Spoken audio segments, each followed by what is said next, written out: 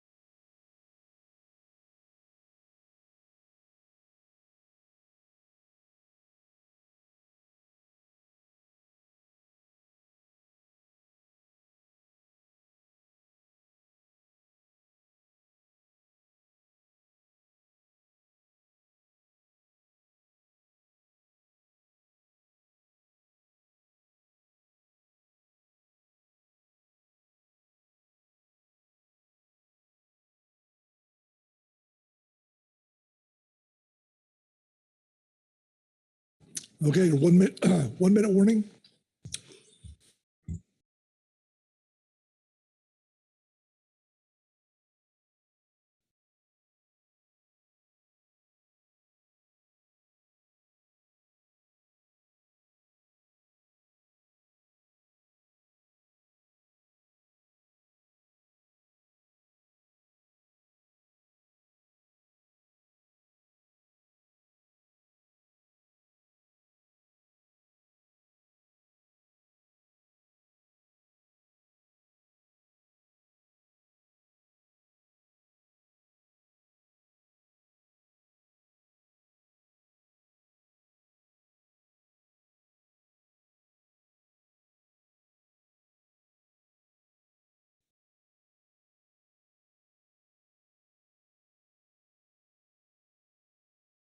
All right. Good morning, everyone, to day last. And our agenda is a little bit mixed up this morning in the sense that the salmon is not ready. I think we're going to start at around 9 o'clock, I believe, is the plan. So we're going to jump ahead to J1, the approval of the council meeting record. And so I guess I'm the staff officer for that one. So entertain any discussion or motions on the meeting record.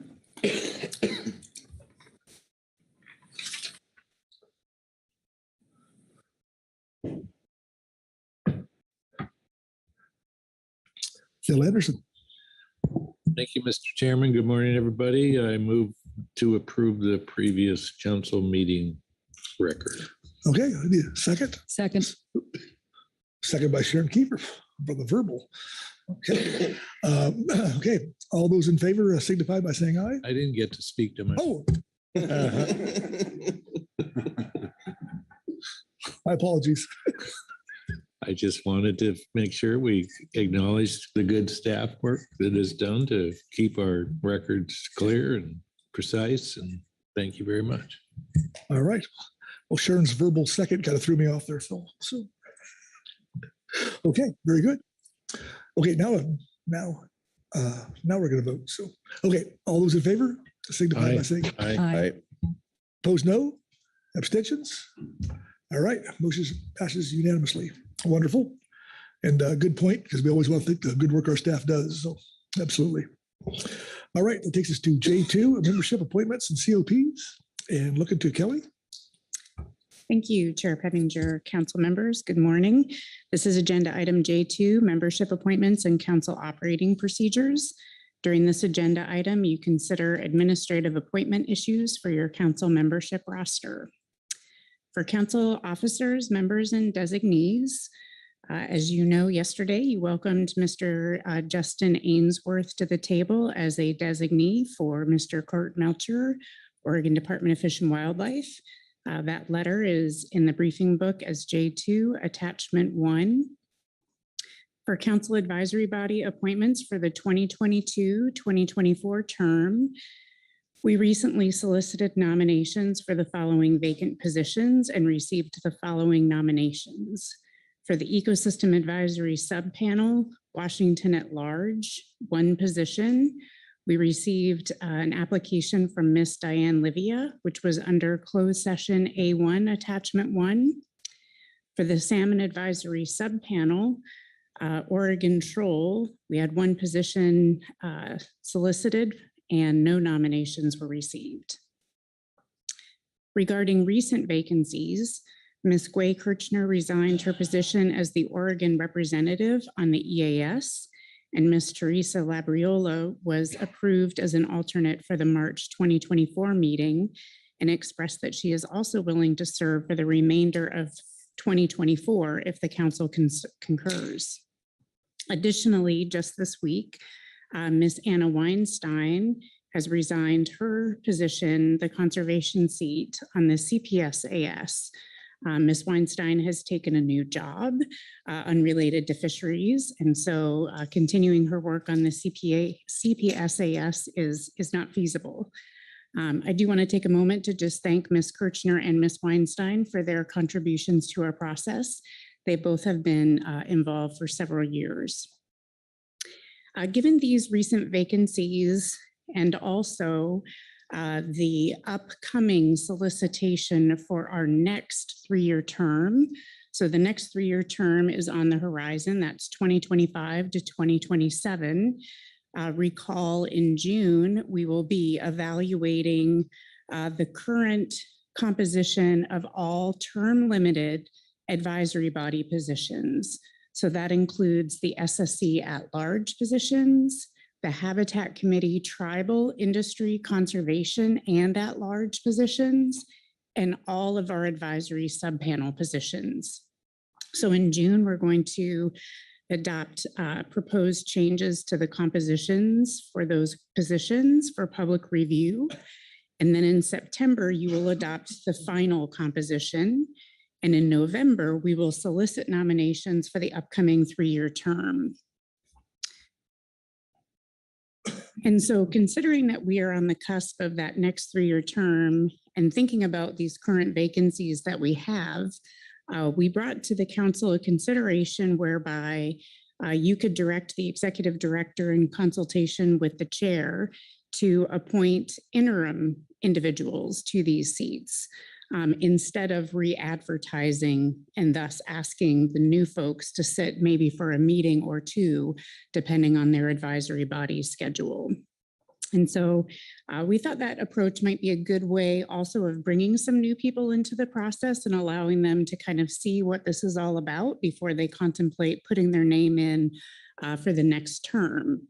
And so currently the vacancies we have would be Oregon EAS. And again, Ms. Teresa Labriola has expressed her willingness to continue serving in an interim role for the rest of the year. For the Washington EAS, recall we had Ms. Catalina Birch serving in that role at this meeting. She is uncertain whether she could continue serving in that role towards the end of the year due to the terms of her fellowship, but has expressed interest in our process. And then also for the Oregon Troll SAS position, Mr. Mark Newell was the interim appointment for the March meeting. He has expressed that he would be willing to serve for April. So with that, your council action today is to consider appointing a nominee to the Washington at-large EAS position, and then also directing any necessary action to solicit nominees for the remaining vacancies or consider appointing interim folks for the remainder of the 2022-2024 term. And with that, I would be happy to take any questions about the overview. Okay, Kelly, questions for Kelly on her overview? All right. Well, I'd like to say, sorry we missed out on Anna Weinstein, that she left, so, but wish her all the best in her endeavor. I guess you've laid out a plan, right, as far as how to go forward, but open the floor for discussion. Lynn Nettis. Thank you, Chair. I agree with the plan on appointing people temporarily in the interim. I did reach out to Ms. Labriola a day or so ago. She has still expressed interest and willingness. So I think she would be a good replacement for Ms. Kirchner, who we are very happy to have back at ODFW. And I think same with Mr. Newell, appreciate his willingness to fill in March or in April. So from the Oregon perspective, I think that would be a good idea. Okay. Thank you, Lynn. Anyone else? Corey Niles. Yeah, thanks, Mr. Chair, and thank you, Kelly, for the well thought out plan. Yeah, for the time being, we'd like to keep the Washington seat on the EAS for Washington residents, and open to that, discussing that when we get to start our process on composition of advisory bodies, which I believe begins in June. And I think there's ways we can think about doing it differently. And yeah, thanks. We also spoke with Catalina, and Kelly, as Kelly said, this was her, she's willing, she enjoyed being, filling in this meeting, but wasn't sure about her ability to do that going forward. But the process worked well if she's unavailable. Mr. Chair, I think you reached out to Heather and about ideas of filling that seat, and so that would work again for us. And I believe there should only be one more EAS meeting before the new term starts. So it seems sensible to hold off on soliciting new nominees for that until we get to the next term. So thank you. Yeah, thanks, Kelly, for the plan. It works for us. Okay, thanks, Corey. Sounds good. Sharon Kiefer. Thank you, Mr. Chairman. I do have a motion whenever that time is appropriate. It didn't show up yet. I just sent it to you.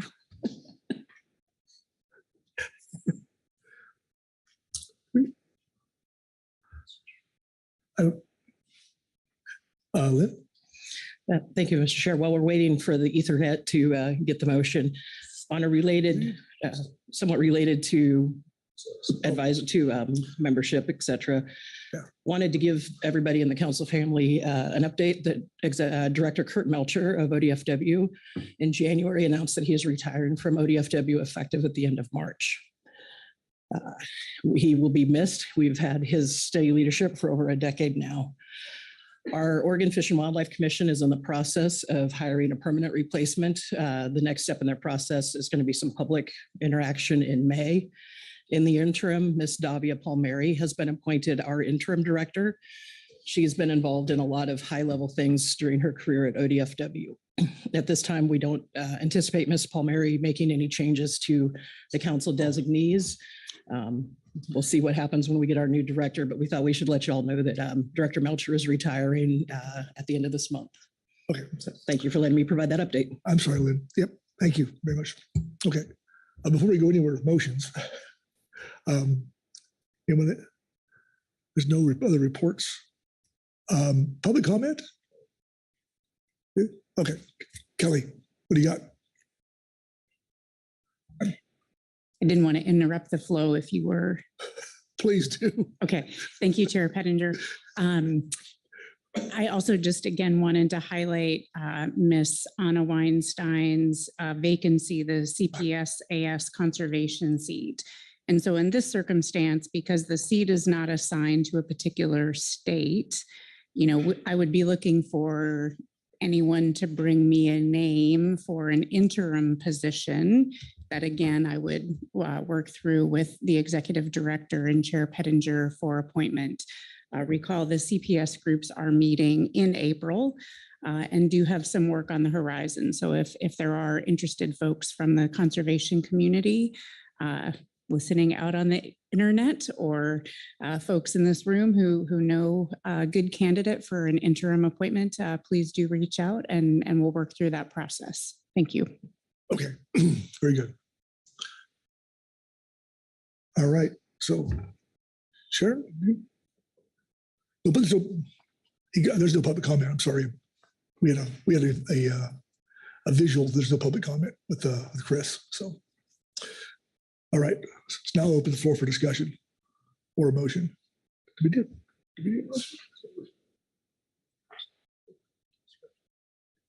Yeah.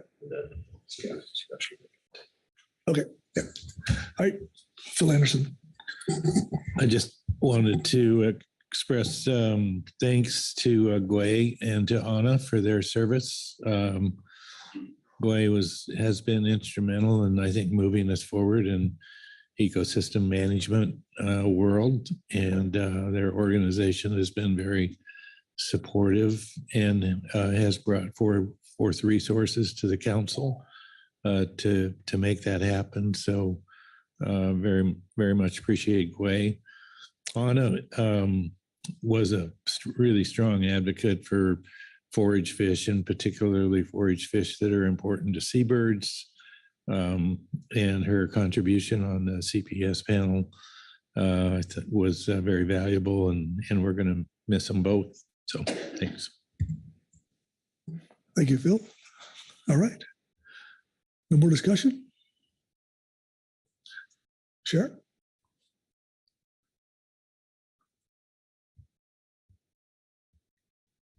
Mr. Chairman, I move the council direct the executive director to appoint alternates rather than soliciting for nominations to fill advisory body vacancies through the 22-24 term. Okay. Is the language accurate? Yes, Mr. Chairman. For a second. Second, Bob Dooley. Thank you, Bob. Please speak to your motion as appropriate. I think staff, given that we're really almost on the cusp of a new cycle for nominations to fill advisory bodies, I think staff has laid out a very reasonable approach to get us through the end of the 24 term. Okay. Questions for the motion maker or for discussion? All right. All those in favor signify by saying aye. Aye. Aye. Opposed, no. Abstentions? Okay. Motion passes unanimously. Thank you. Kelly?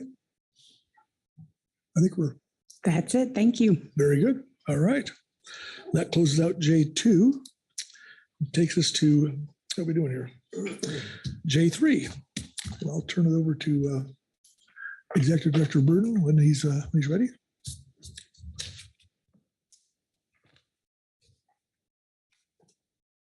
Okay, thank you, Mr. Chairman, council members. So let's see here. We are on agenda item J3. So this is future council meeting agenda and workload planning. So a brief overview of the situation summary. This agenda item is intended to refine general planning for future Pacific Fishery Management Council meetings with a focus on finalizing the proposed agenda for the April 2023 council meeting in Seattle, Washington. There are two primary attachments to help guide our discussion. One being the preliminary year at glance summary. Another is a preliminary proposed April 2024 council meeting agenda.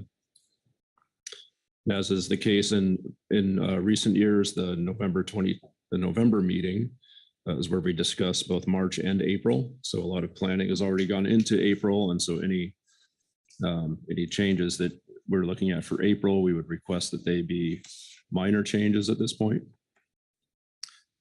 So the job here is I'll work with you all to review the agendas and relevant materials. And after considering the supplemental material provided here by advisory bodies and others, we'll look to you for further guidance on refining both the year at a glance summary and the April council meeting agenda. So, Mr. Chairman, I'm happy to take any questions. Otherwise, I think it's helpful if I give you an overview of both the YAG and the QR agenda, and then we can go to the advisory body reports. Okay. Questions for Merrick on his overview? I'm not seeing any. Okay. Okay, well, I like to start with the big picture first. So I would first orient you to the year at a glance summary. I'm looking at the supplemental year at a glance summary, which is the essentially the revised year at a glance that Kelly and I and the staff officers work on throughout the week as we hear your discussions unfold and start to change things a bit from what is in your advanced briefing book.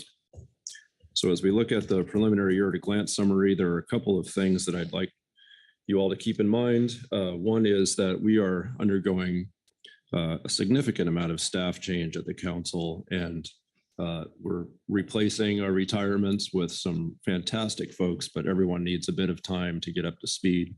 And so we are needing to slow down just a little bit. Our existing staff are on average at about 140% of FTE. So everyone is working really hard as it is. We're getting a little bit concerned about how hard we're pushing people. So you'll note in a few places here where we've started to push some things off until later in the year in response to that.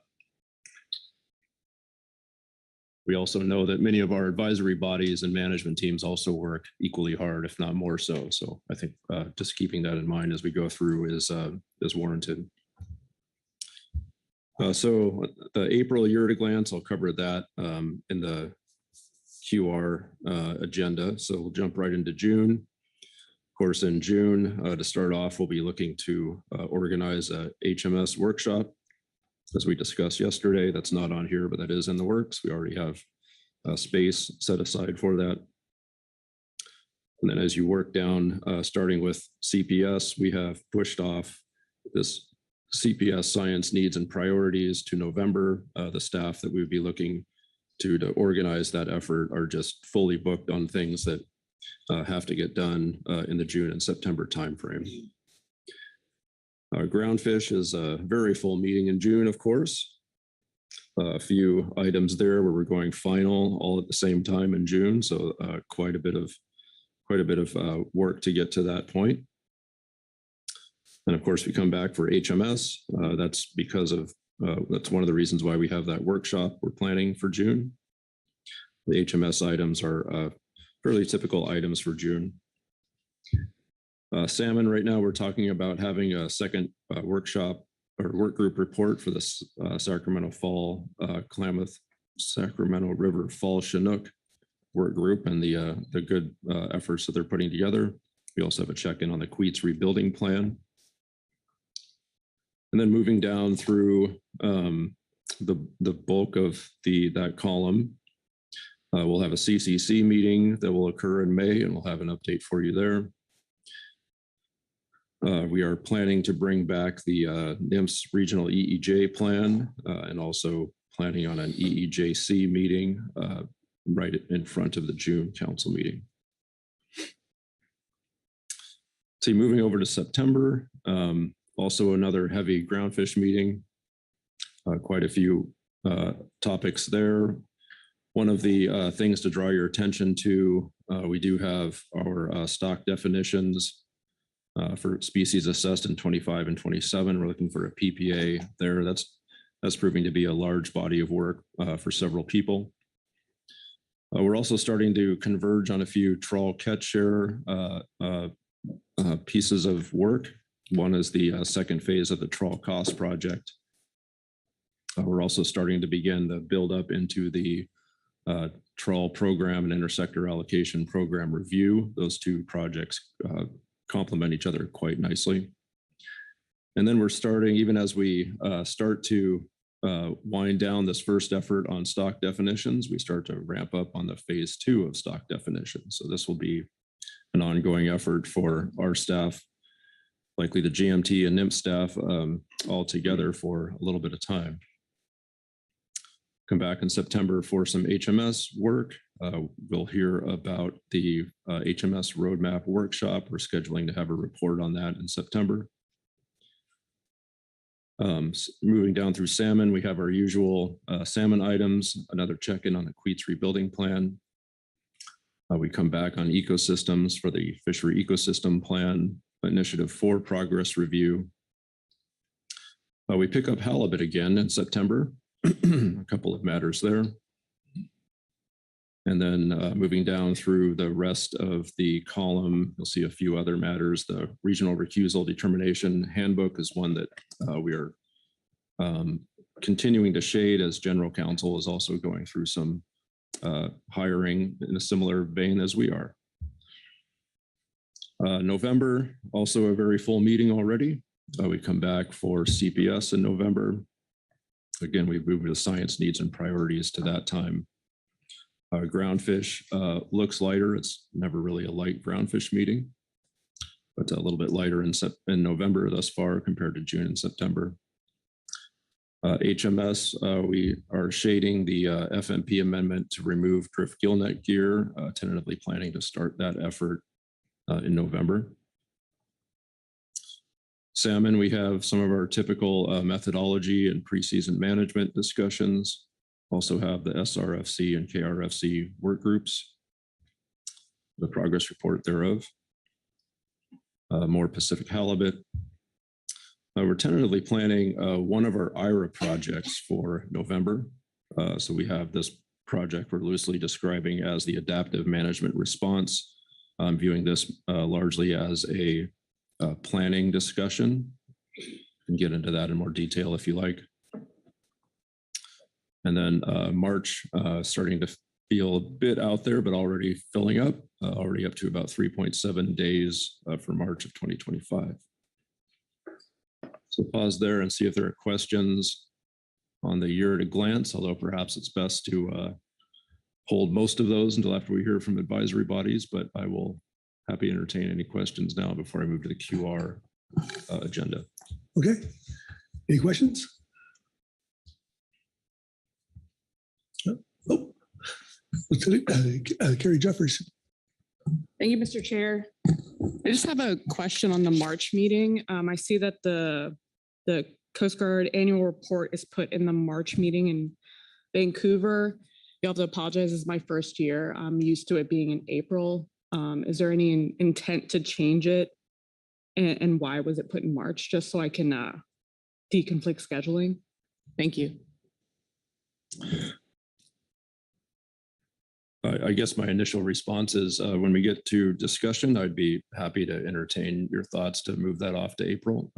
For me, it's easy to have that in March in Vancouver. And if there's better reason to have that in April, we'd be happy to entertain that too. Great, thank you. Okay, thanks, Carrie. Okay. Oh, Chris? I think you covered this, Merrick, but let me just confirm the dates on June. The HMS workshop would be the 6th and 7th. And then the council would start on the 8th, or you would start with committees on the 8th.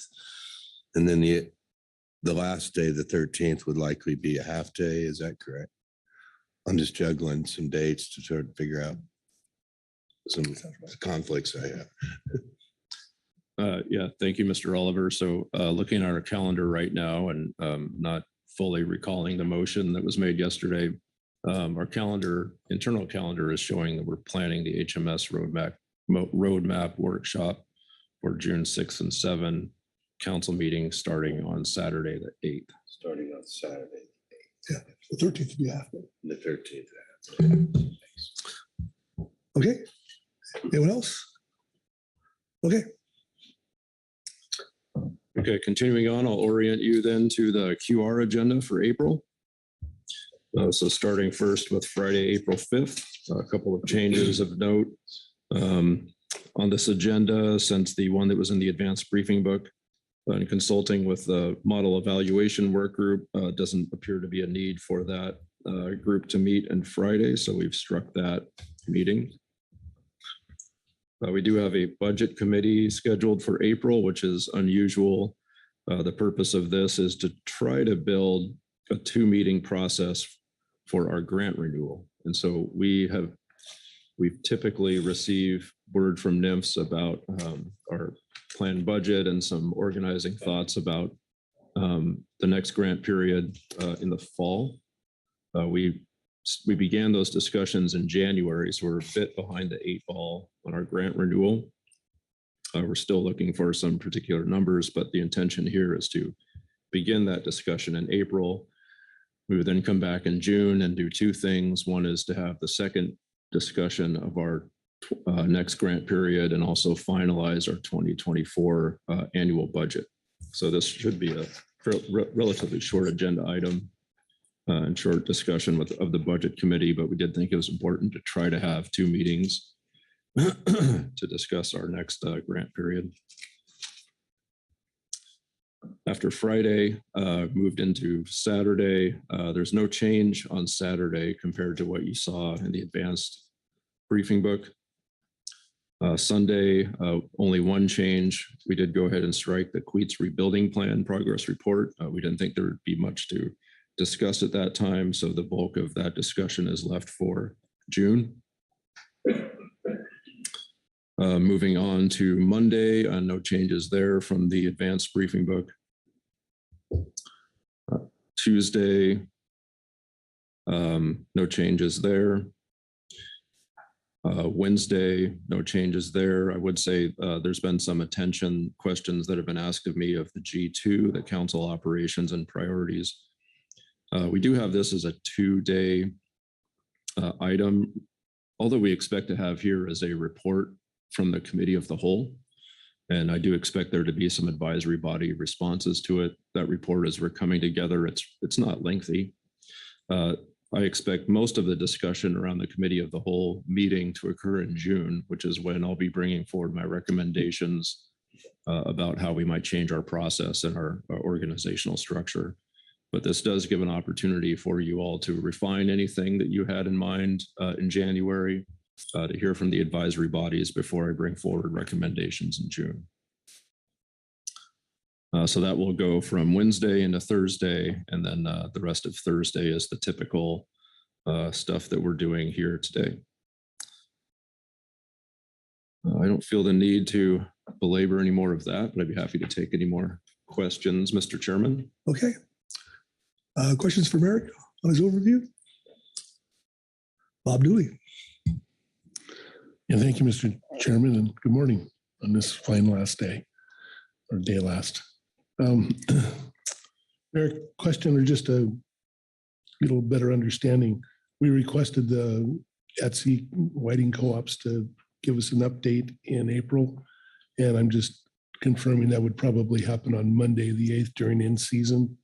It might affect the amount of time it takes. So just wanted to bring that to the front to understand that's when it's going to be, so it clarifies to them when they'll be in the agenda, and also making sure we account for that time. So thanks. Yes, thanks for the question, Mr. Dooley. Let's see, Kelly and I are we're looking at, like you said, F3. That's how we've been taking those inter-co-op effort reports. We may also take it up under B1. And then if you have more direction to give or requests to give, we can filter that throughout the rest of the meeting.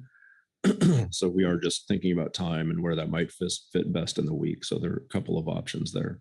I do intend to send some correspondence to both co-ops after this meeting once we decide what particular item that should fall under.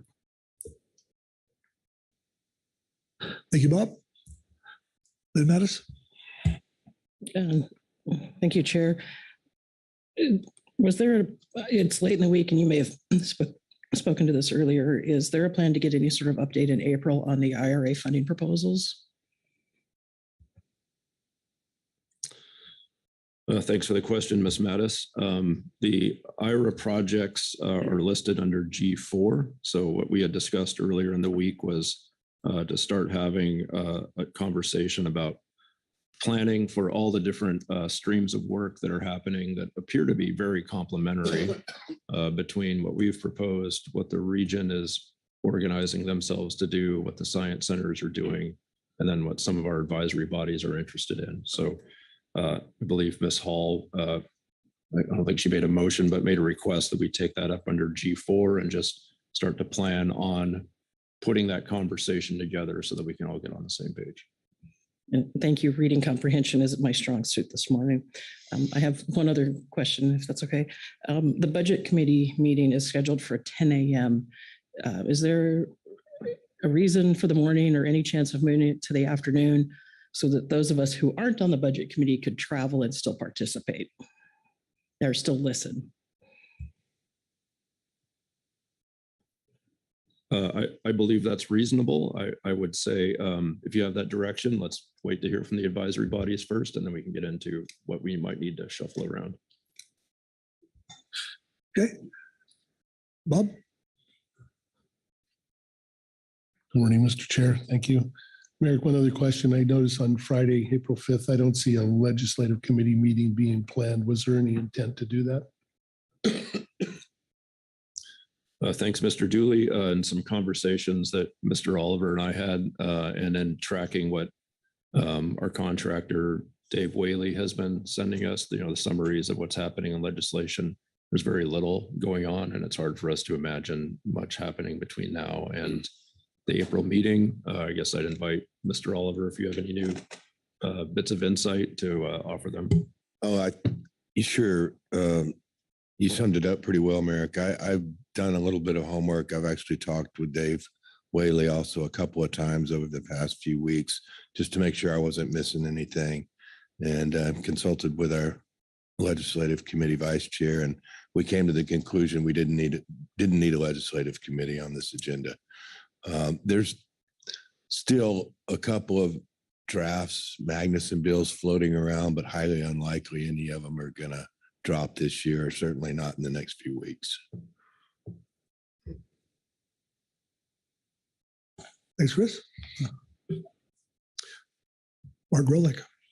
I have a modest suggestion, since we're not going to have a legislative committee meeting.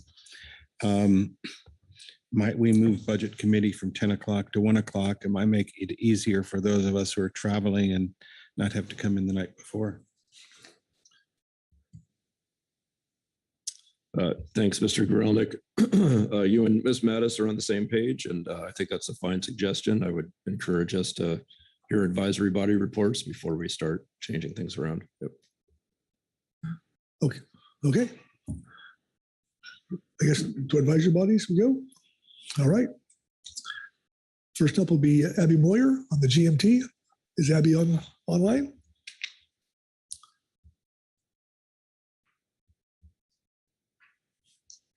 Kelly? Good morning. Thank you.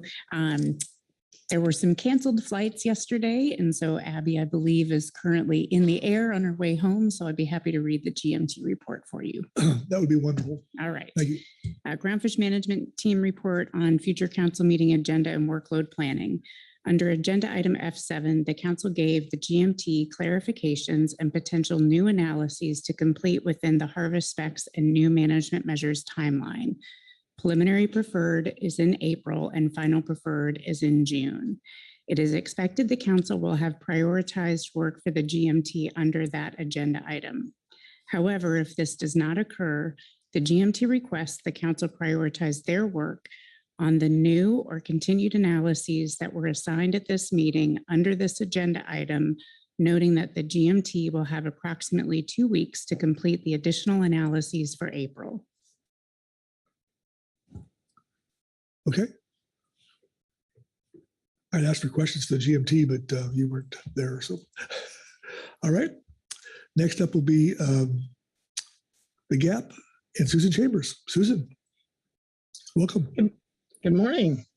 Thank you, Chair Pettinger, and good morning, council members. My name is Susan Chambers, and I'll be reading the Groundfish Advisory Subpanel report into the record on future council workload. Regarding the draft year at a glance, we recommend the following: unshading the limited entry fixed gear follow-on FPA action in November 2024. This is an important action that could provide some efficiencies to the LE fixed gear sector. Unshading the research and data needs for September and November for all the reasons we stated in our Supplemental Gap Report 1 under Agenda Item F1 NIMS Report. The GAP is interested in adding hook and line and trawl surveys to the suite of surveys to capture more of the groundfish species in additional areas such as nearshore. Removing the in-season flexibility part of the Pacific halibut items in September and November, as that has already been addressed by the council in November of 2023.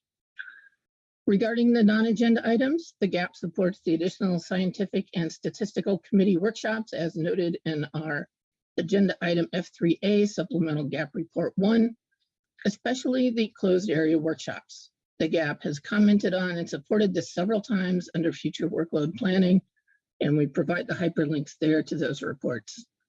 And just to note, I see in the supplemental year at a glance that the limited entry fixed gear package has been moved PPA and the FPA, and given the workload that Mr. Burden talked about and the staffing, I think that's understandable. So with that, Mr. Chair, I'm happy to take any questions.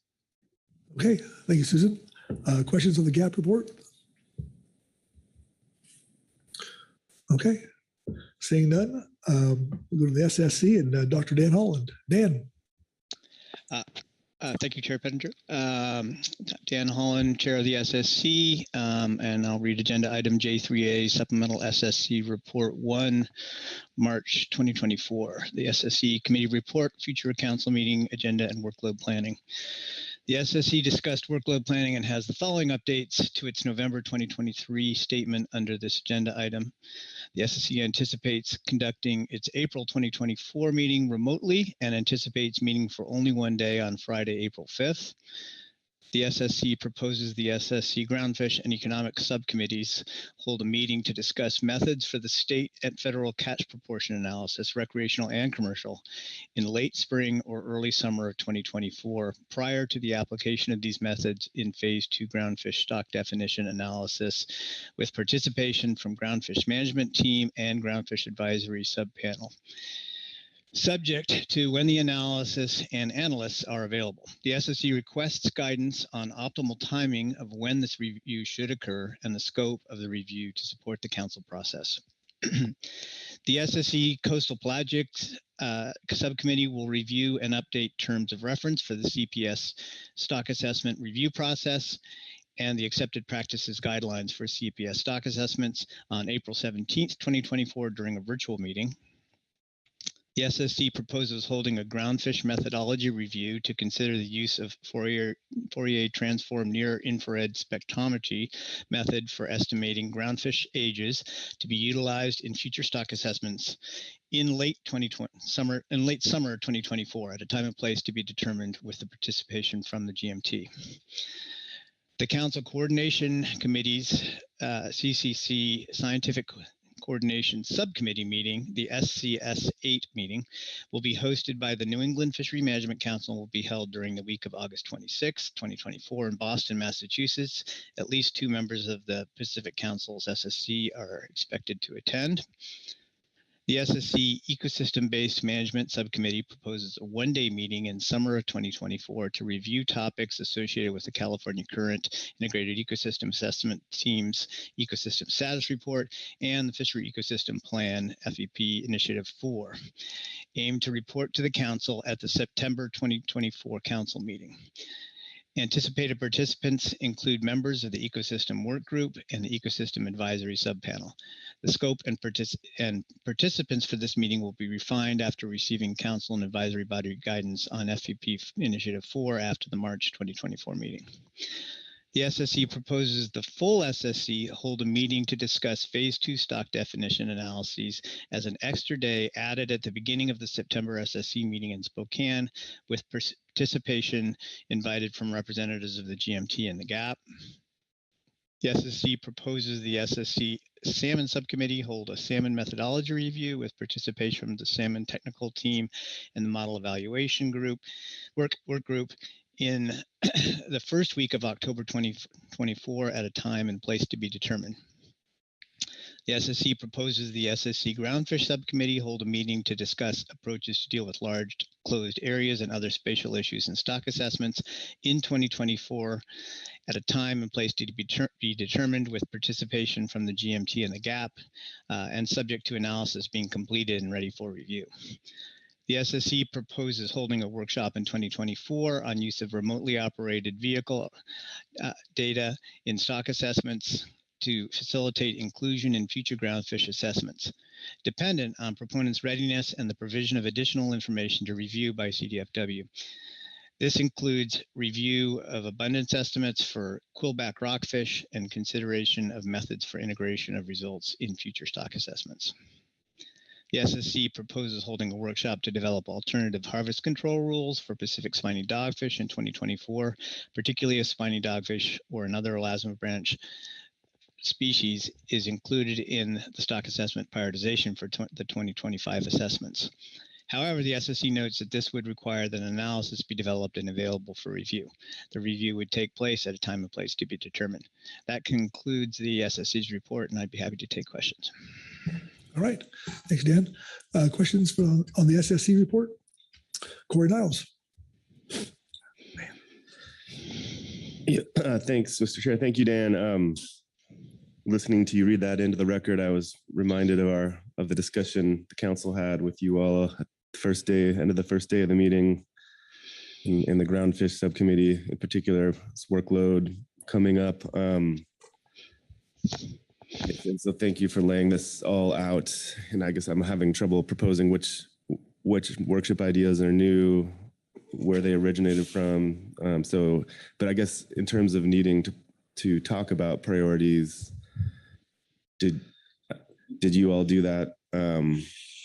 And just thinking like, how do we, the council, weigh in on priorities? How do we do that here? So just maybe that's a question that I think I've heard the executive director ask before, but just thoughts if you had any on how you all talk about priorities among these different ideas and how you expect to get feedback from the council on those. Through the chair, thank you for the question, Mr. Niles. We talked about, I guess we talked about the fact that we can't really review these things until analysis and new data is available. And so, we're not proposing any particular schedule. I think all three of these workshops have been, or the meeting on approaches to large closed areas, the ROV workshop and the spiny dogfish workshop have been on the workload planning table now for quite some time. And, I think have been pushed back due to, lack of something to review and also other priorities. But I do not recall a discussion necessarily of which of these things to prioritize.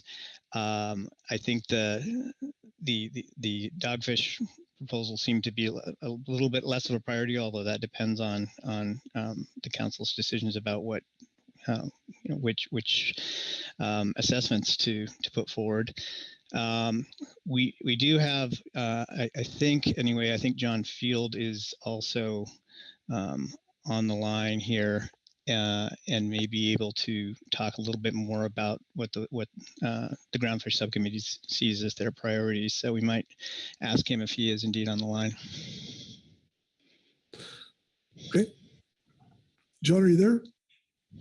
Yes, I am. Can folks hear me? We can. Welcome. Through the chair, thank you, Mr. Niles, for the question. Just to follow up, I don't think I have a whole lot more to add to what Dan said, actually.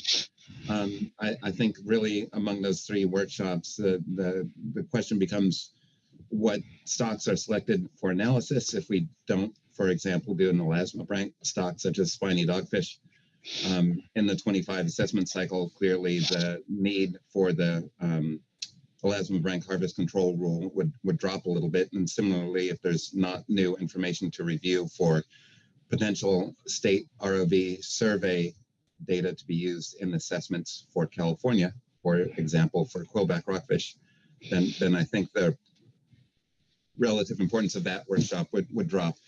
I guess I would say that we have gone a little more back and forth on the closed area workshop. There's some information out there that we've been kicking around, even without.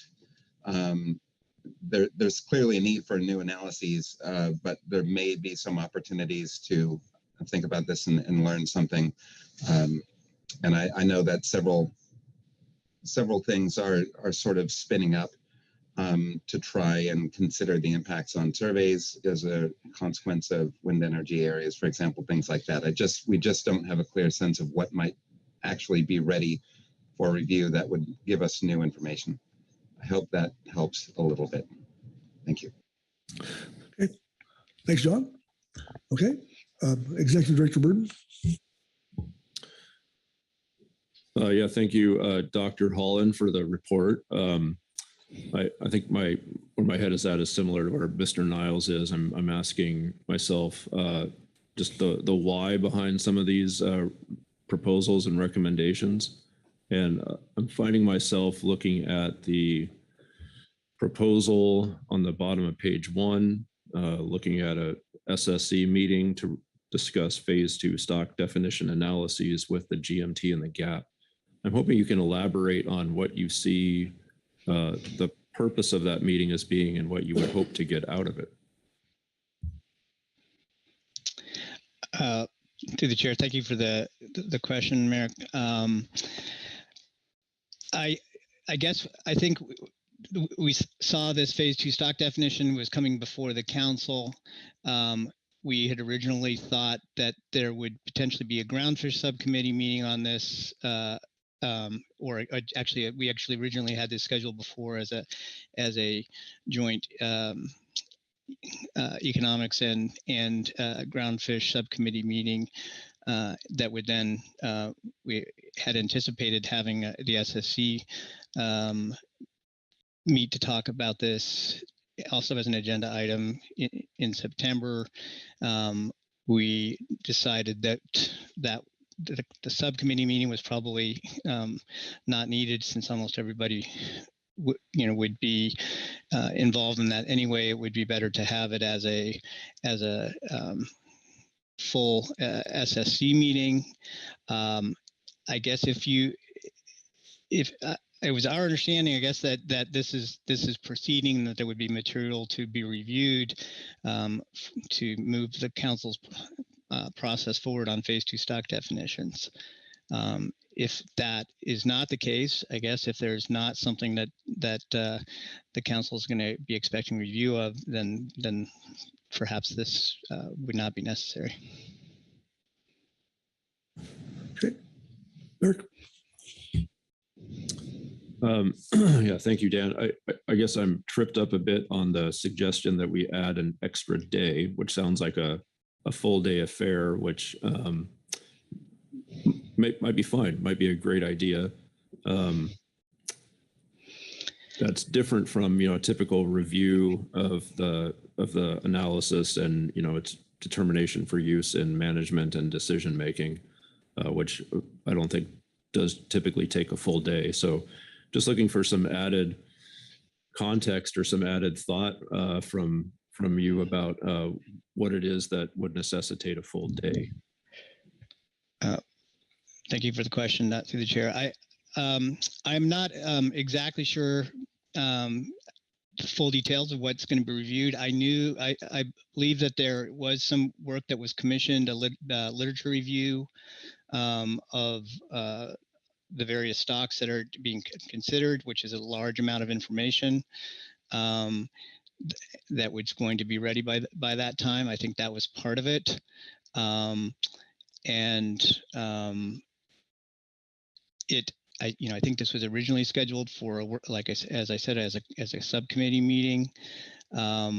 Whether it would take a full day or not, it seemed like it was more than just a regular agenda item because of the length, the amount of material that was likely to be reviewed. Again, we may be able to get a little bit more information on this from Marlene. I think she's a little bit more aware of what has been contracted in terms of the information that was going to be reviewed, or John Field may also have a little bit more detail on that. John? Thank you, Mr. Burton, for the question. Yeah, I'm not sure I do have more detail on that. I think this is one of those instances where our general sense was that this may be sufficiently complex that we would want a full day, or perhaps, as Dan suggested, half a day to look at this, that it might be more complex than a typical 1 to 1.5 to 2 hour agenda item. But if the opinion of council staff and the council are that level of complexity is not anticipated, then perhaps a longer agenda item during the course of the normal meeting is appropriate. It's hard for us to understand without understanding the level of complexity that's going into the analysis.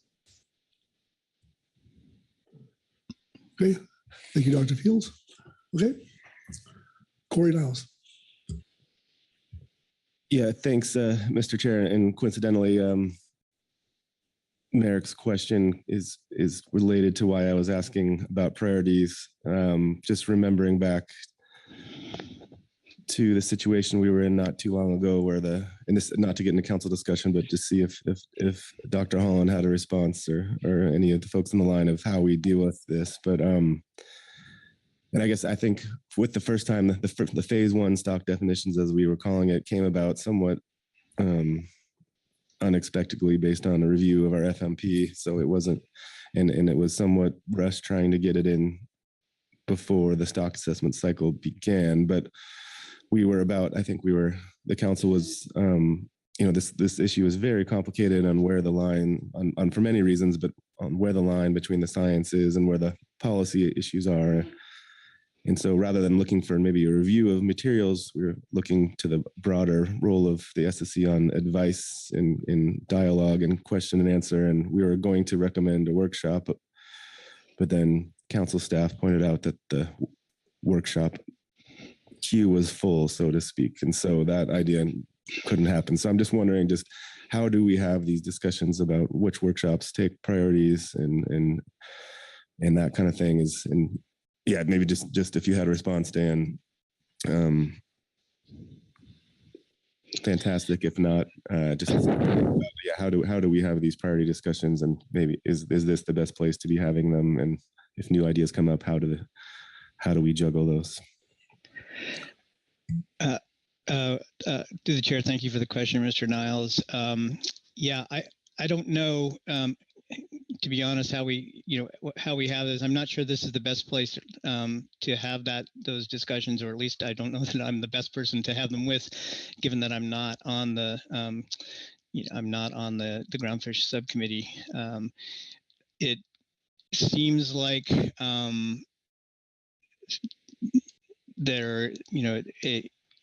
having a discussion with staff at some point, and getting council feedback on what they think is most important, I guess, and allowing then the groundfish subcommittee to try and prioritize things. I'm not really sure. I guess I don't really have a good answer. A lot of these things, the groundfish subcommittee is only going to meet and review things when tasked to do so in the end, and when material's ready for review. So, the council can prioritize things themselves on that basis as well. I guess I don't really have much of a better answer. All right. Okay. All right. Anyone else? Okay. Thank you. Thank you, John. Thank you, Dan. That'll take us to Thank you. The EAS report, and Teresa Labriola. Teresa? Good morning. Yeah, good morning, Chair Pettinger. This is Teresa Labriola with the Ecosystem Advisory Subpanel, and I'll provide our report on future council meeting and workload planning. The EAS discussed the future council meeting agenda and workload planning and has the following comments. We request a webinar prior to the June meeting to weigh in on the EAS composition. It's our understanding that the council intends to revisit the composition of its advisory bodies in June. And based on that understanding and a pending change in EAS membership, we'd like to request a webinar prior to June to develop and discuss recommendations for this topic. Specifically, the EAS is considering a proposal to restructure state-specific seats. Currently, three seats from Washington, Oregon, and California, and converting a portion of those, for example, one from each state, to an at-large position that are not affiliated with a specific state. While the EAS membership has changed over time, a few longstanding members remain, and one of them will be moving from Oregon to California. And this approach would be a budget-neutral change while providing the opportunity for continuity of longstanding contributing members. Second, we request an in-person meeting for September 2024. As described in the staff white paper for council advisory body reports, the EAS favors the in-person meeting format for both of its annual meetings, as the ecosystem topics are complex and our discussions benefit from having face-to-face exchange. We note that this meeting in March provided the opportunity for very productive joint in-person discussions amongst the Ecosystem Advisory Subpanel, the Ecosystem Work Group, and members of the Integrated Ecosystem Assessment Program. And the EAS notes that there are at least 2 members and maybe 3 EAS members who will not be able to attend the meeting in September due to scheduling conflicts. However, those who are able to attend would like to be in person for the reasons stated above. Thank you. Thank you, Teresa. Questions for Teresa on the EAS report? Okay, I'm not seeing any.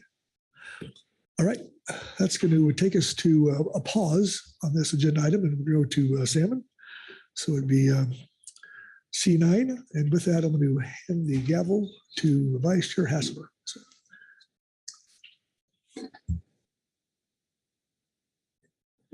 Thank you, Mr. Chair. And I'm going to just delay a couple of seconds here while other chairs change.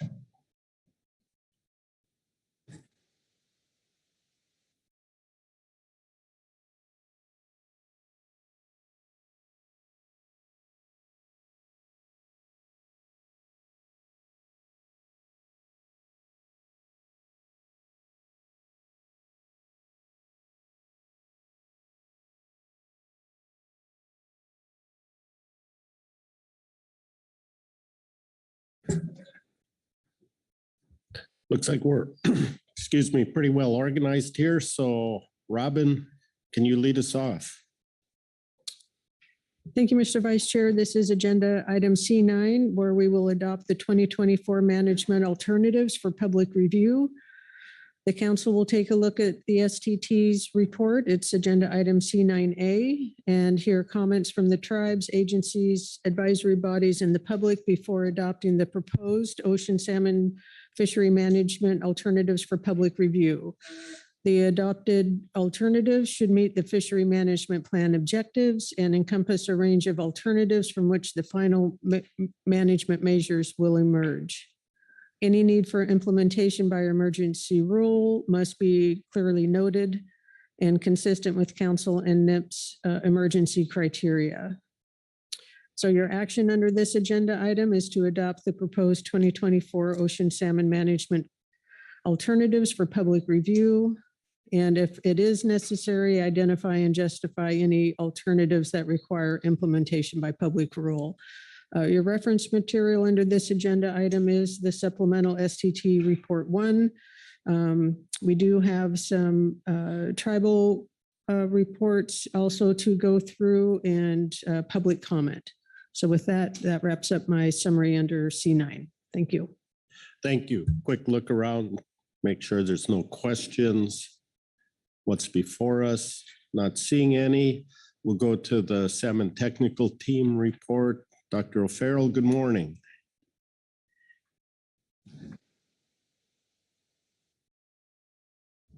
Good morning, Mr. Vice Chair, council members. I'll be referring to agenda item C 9A dated, today, I guess the date isn't on there, March 2024. I'll go straight to the results beginning on page 27. And on the first page, there are no stocks that are not meeting their objectives at this time.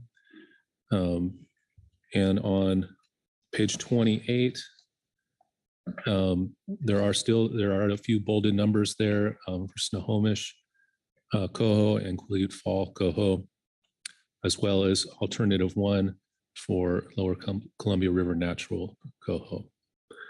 And also for alternative 2 under the Southern Oregon, Northern California coast, the Trinity natural component exceeds the 16% total exploitation rate ceiling. As is before, the tables of impacts are toward the back of this packet. And I believe that will conclude my overview of the results. Thank you. Are there questions for Dr. O'Farrell on the report? People are studying pages, but it appears there are no questions. Thank you. We'll next move to the tribal reports. I'll turn it over to Joe Oatman. Thank you, Mr. Vice Chair. So for the 2 tribal reports, just take them in the order as reflected in the briefing book. So I'd like to call up members from the Columbia River Intertribal Fish Commission to come and present their report.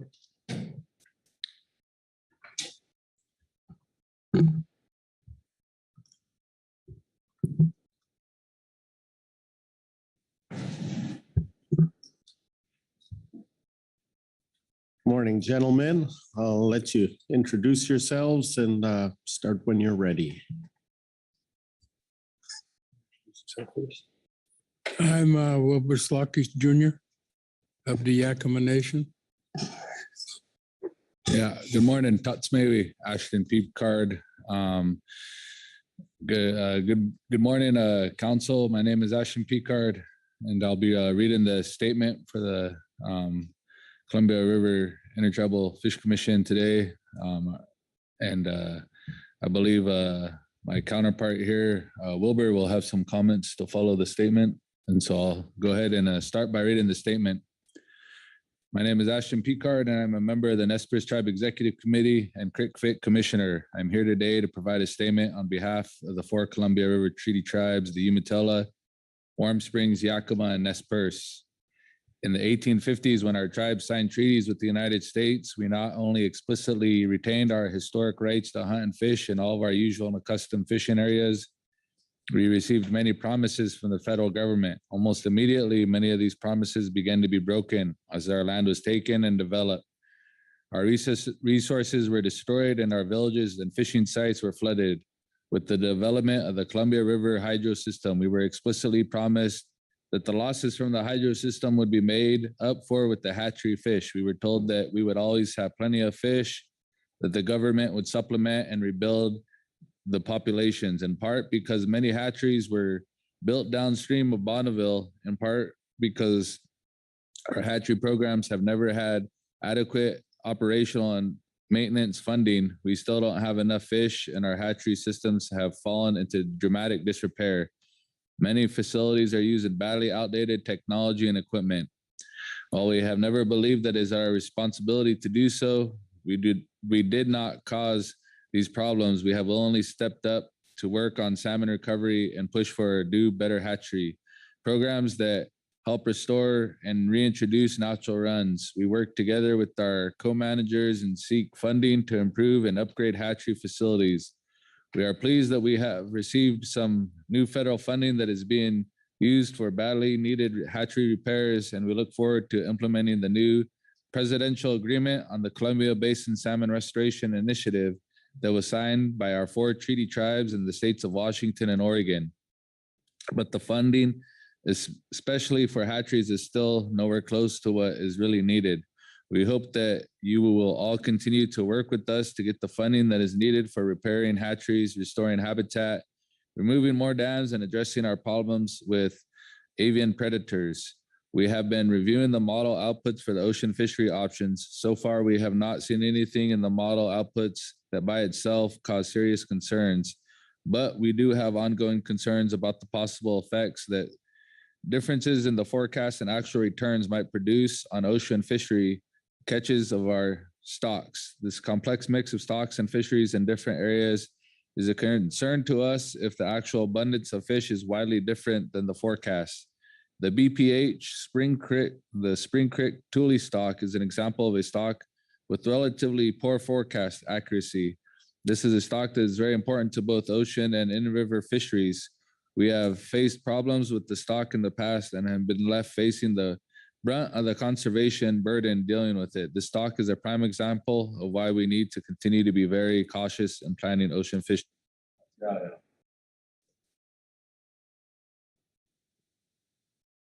When we speak of our treaties, we reserve those rights, retain them, access to the salmon, because before the license privilege, commercial and recreational fishers, that's what I heard yesterday. Our constituent has spoken, but they only have a license privilege. We have the reserved retained rights guaranteed by the US Constitution, but it's never followed too much. So we need to understand why these habitat, because the habitat is the ecosystem. The habitat is our people, our foods, all of our natural foods grow from that habitat and that ecosystem.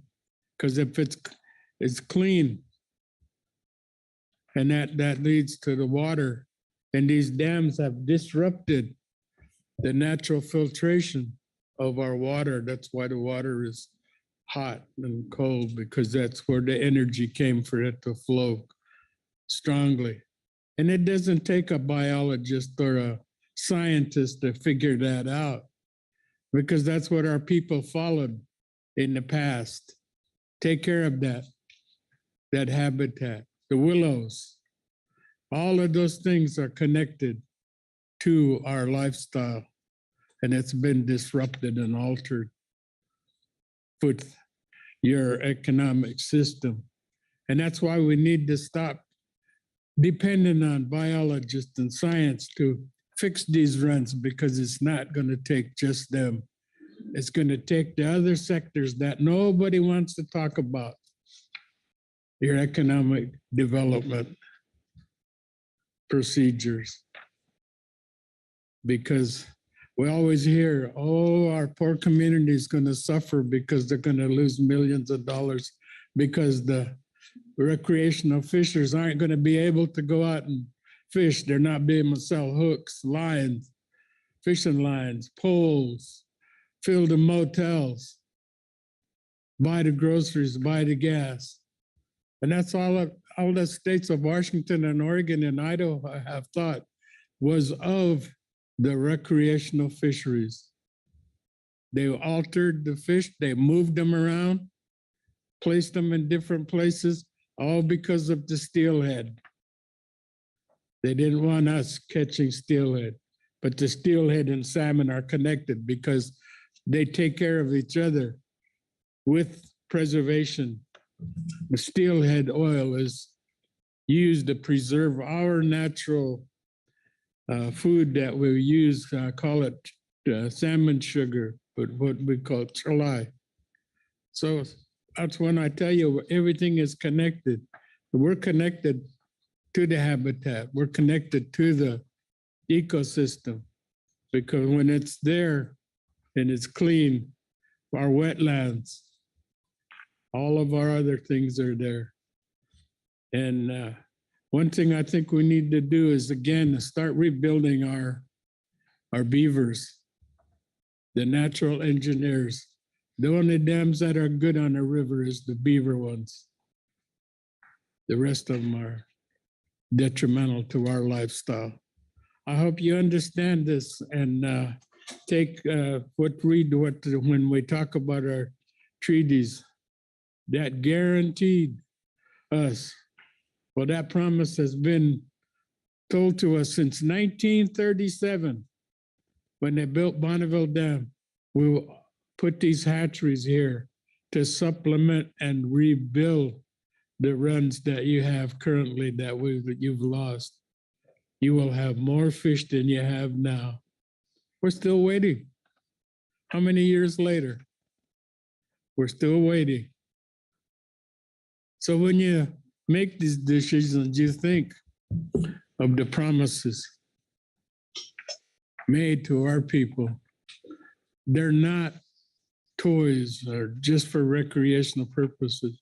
They are our natural foods that made our bodies healthy.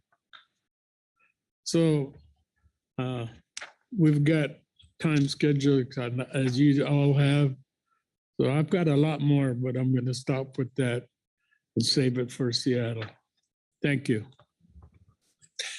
Thank you. Let me look around and see if anybody has any questions for either Mr. Picard, Mr. Slockish on their testimony. Butch Smith. Thank you, Mr. Vice Chair, and thank you once again, Wilbur, for all your words of wisdom and testimony is always much appreciated. I do understand. I've heard that there has been some monies released for a lot of the Columbia River salmon infrastructure and habitat fixes by NOAA Fisheries, and I hope that's able to get on the grounds and get into fruition here really fast, because we all could use what you guys do for us benefits everybody, and I truly appreciate that. My community is at the very last in line, or the very first in line, which way you're going, and we truly appreciate what you and the Confederated Tribes do in the Columbia River. I just want you to know that. So thank you. Thanks, Chair. Any further questions, comments? Seeing none, again, thank you very much for being here with us this week, speaking with us. And Joe, Thank you, Mr. Vice Chair. And do want to thank members of the Columbia River Treaty Tribe to provide the testimony that they just did. Moving on to the second tribal report. So this is the supplemental tribal report 2 from the Quinault. It is a statement by the Quinault Indian Nation to the PFMC. And so I've been asked to provide this testimony on behalf of Cleve Jackson, who is the fisheries policy spokesperson for the Quinault Indian Nation. So the Quinault Indian Nation is a tribe with federally reserved rights to harvest fish in the ocean and a co-manager of shared resources. Quinaults have relied on and used the natural resources of land, estuaries, rivers, and the ocean environments for millennia. As a co-manager, Quinault Indian Nation is focused on maintaining the long-term viability and resilience of their salmon. The tribe is investing in aggressive habitat restoration projects and monitoring programs in every system where they fish. Habitat restoration and protection efforts are underway in the Clearwater Basin, the Upper Quinault River, and within the Chehalis and Hump Tulips basins. They will continue to dedicate time and resources to collaborating with co-managers and coastal fisheries management entities through the PFMC process to responsibly manage fisheries. Under the 1856 Treaty of Olympia, the United States and its agencies have a fiduciary trust responsibility to protect the abundance and productivity of fishery resources. Pursuant to the decision in Hovey Baldridge, the Pacific Fishery Management Council must adopt ocean salmon fisheries that provide for equitable sharing of the salmon resource and do not impede the management and conservation goals of each treaty signatory tribe on a river by river, run by run basis. Unfortunately, the processes employed by the PFMC have not consistently protected their resources and ensured their ability to exercise their treaty protected rights. The Queets natural coho stock has been designated overfished 3 times, 1997 to 1999, 2006 to 2008, and 2014 to 2016. Since the Murchison-Stevens Fishery Conservation Act was amended in 1996 to address issues concerning overfishing and overcapacity. The stock just reached rebuilt status after improved survival conditions produced a strong return in 2022 with a spawning statement exceeding 12,000 coho. A rapidly changing climate is adversely impacting both freshwater and marine environments, resulting in increasing uncertainty in the reliability of management methods, tools, and models that are based on presumptions of relative stability. A few years ago, unprecedented high temperatures were experienced during the blob, and ocean temperatures reached record highs in 2023. Moderate to high returns were expected in 2023, but poor ocean catch rates, followed by some of the lowest terminal area coho harvest ever recorded in many of the Washington coastal rivers, prompted emergency closures of Quinault Indian Nation's coho fisheries.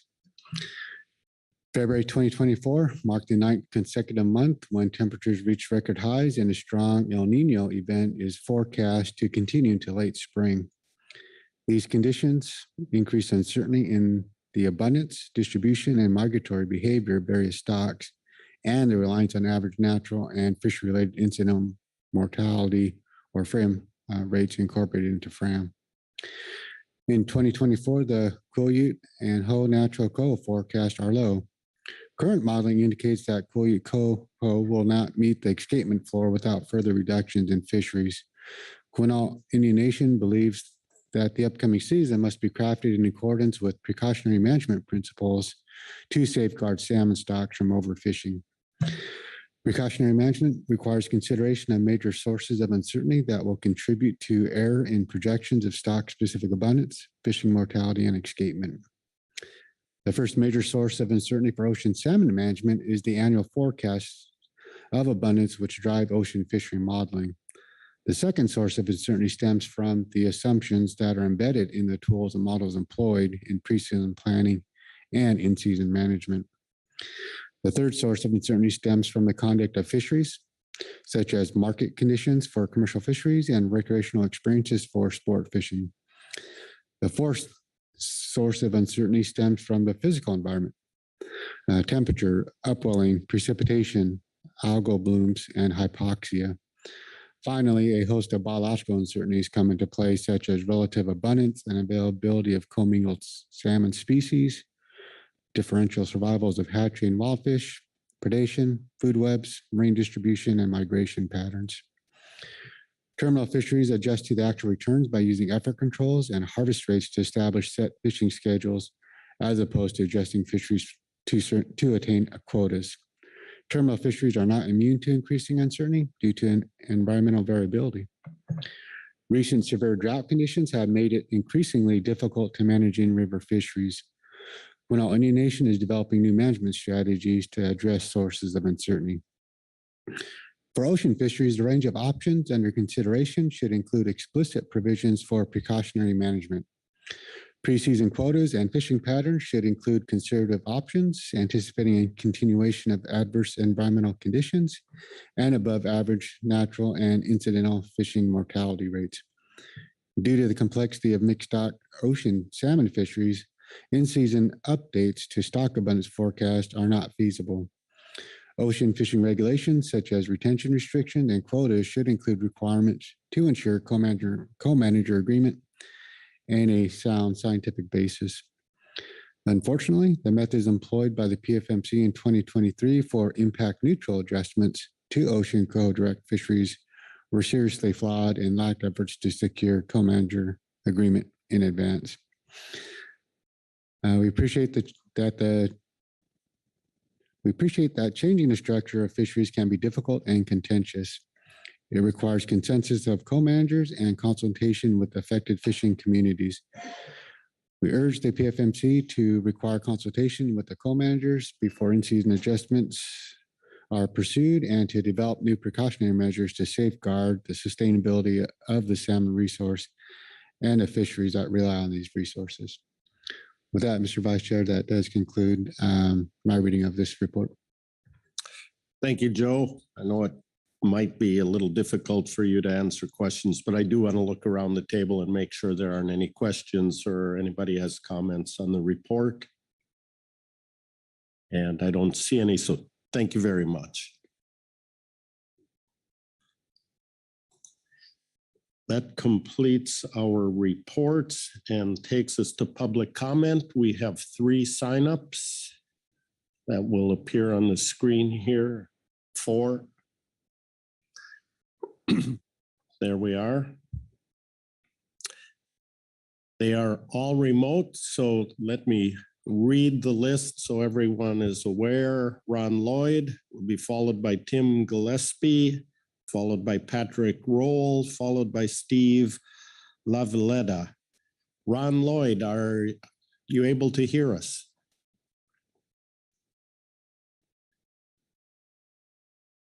Doesn't appear he's online. Tim Gillespie, can you hear us? Tim is not online. Patrick Roll, not online. Steve Lavaletta. Can you hear me? Yes, we can. Please go ahead. Hey, yeah, I want to thank you guys for taking my comment. I just wanted to quickly speak on the alternative one.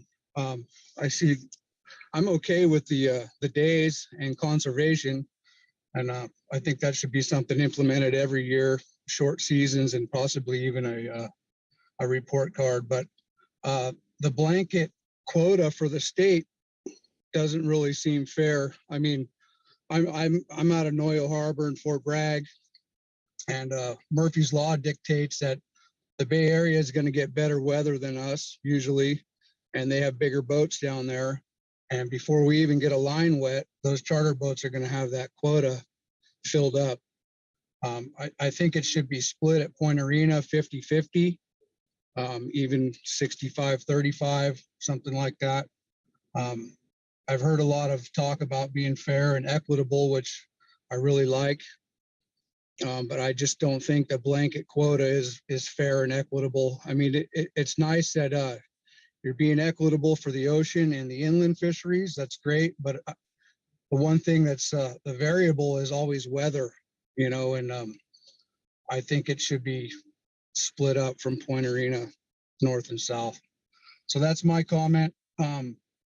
Hopefully you guys can take that into consideration. I really appreciate everything you guys do working on this agenda. I know there's been some heated conversations, and but I like to call that passion. Everybody in that room has come together for one goal, and that's to make sure we have a future for our kids. And I really appreciate that. What you guys are doing is selfless, and not all heroes wear capes. So thank you guys very much.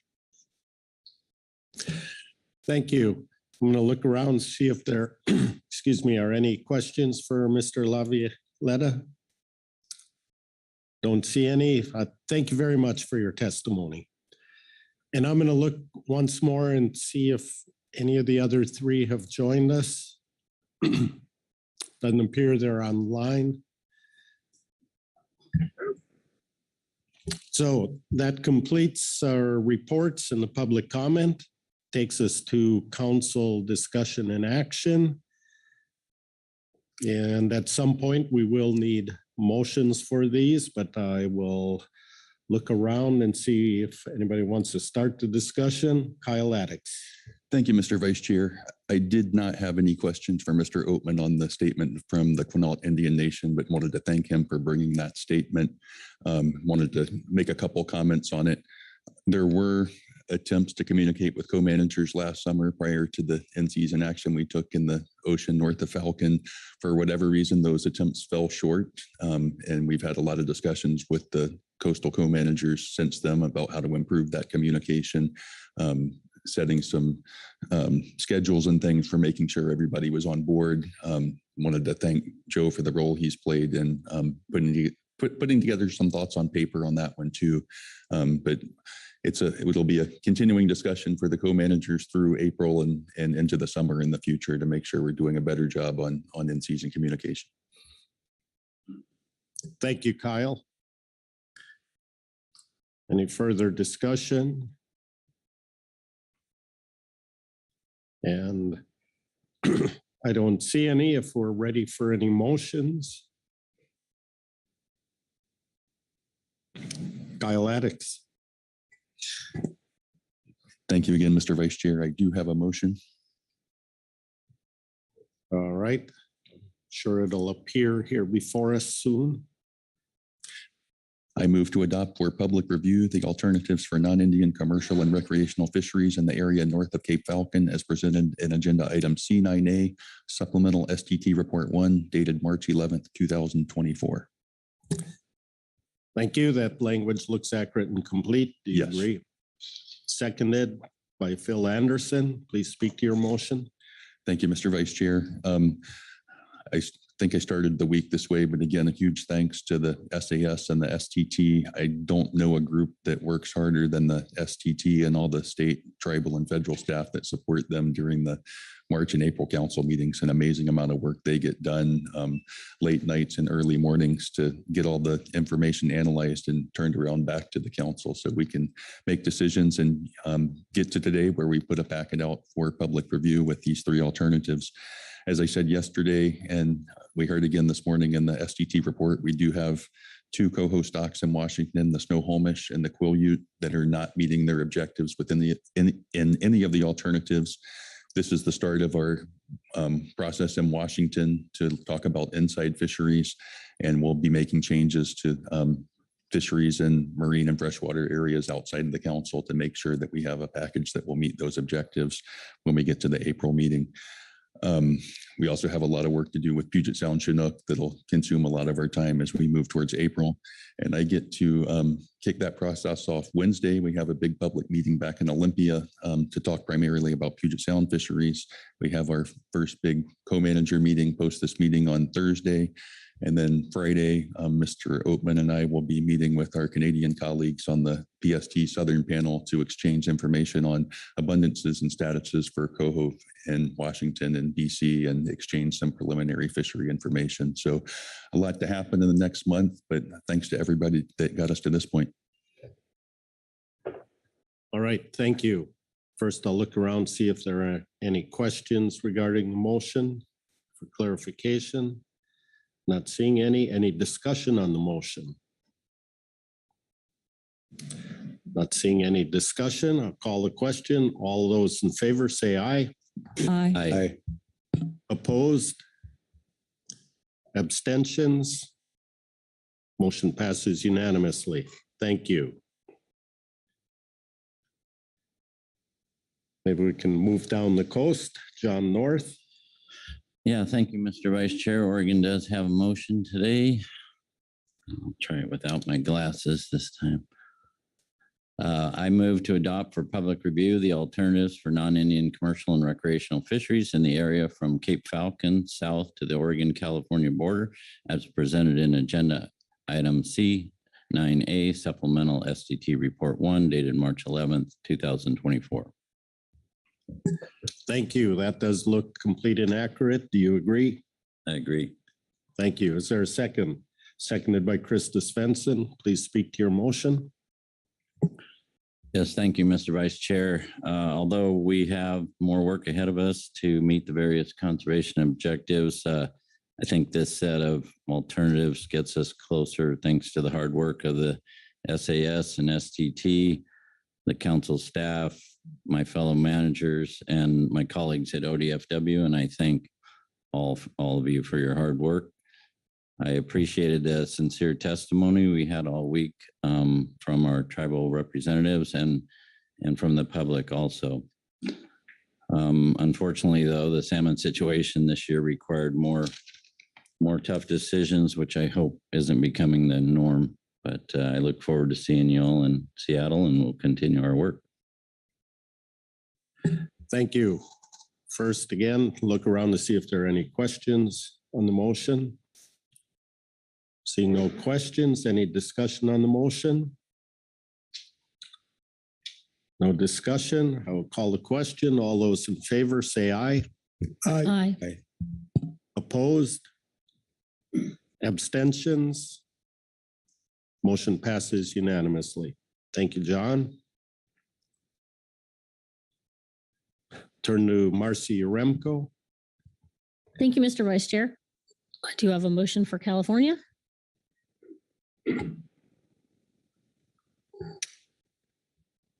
I move to adopt for public review the alternatives for non-Indian commercial and recreational fisheries for the area from the Oregon-California border to the U.S.-Mexico border as presented in Agenda Item C9A Supplemental STT Report 1 dated March 11th, 2024 with the following amendments. To Table 1, commercial troll alternatives in the Point Arena to Pigeon Point cell, which is the San Francisco area. In the sub area from Point Reyes to Point San Pedro, which is the fall area target zone. In alternative 1, strike September 1 through 30 and replace with September 2 through 6, 9 through 13, 16 through 20, 23 to 27, and September 30th. Add or attainment of the 7,500 Chinook harvest limit, which would apply across the proposed September and October dates. And add landing and possession limit of 40 Chinook per vessel per landing week. Thank you. That looks accurate and complete. Do you agree? Yes, but there was one typographical change needed at the very top of the motion.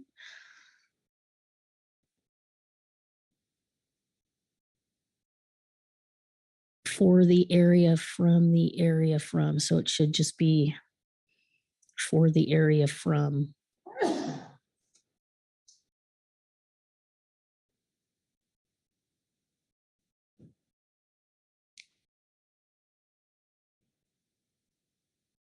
Great, thank you.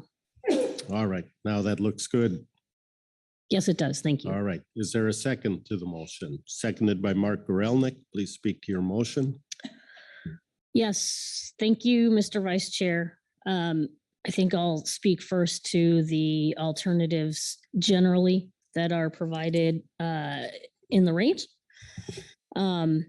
2 of the 3 alternatives would authorize short ocean salmon seasons and dates and establish harvest limits for both commercial and sport fishing off California in 2024. And the 3rd alternative would close the ocean fisheries off California for a 2nd consecutive year. In response to poor river and ocean conditions, key California stocks are forecast to have 2024 abundance levels that are well below average. Consequently, as we've been discussing all week, the options that have been developed that do authorize some fishing are very precautionary. They are de minimis opportunities, but they are designed with a great degree of caution and serve to prevent us from exceeding our projections. And that's very important this year with the low abundance levels that we're working with. The commercial alternatives propose a very limited number of small quota fisheries and also would require vessel-based trip limits that would apply in each open period. And this is consistent with the biological opinion for coastal Chinook. And this is our first time applying the framework.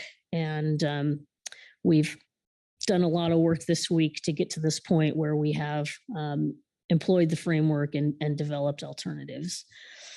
For recreational fishing, the alternatives would authorize up to 7 short open fishing periods ranging from 4 to 6 days in length, beginning in June and running through October.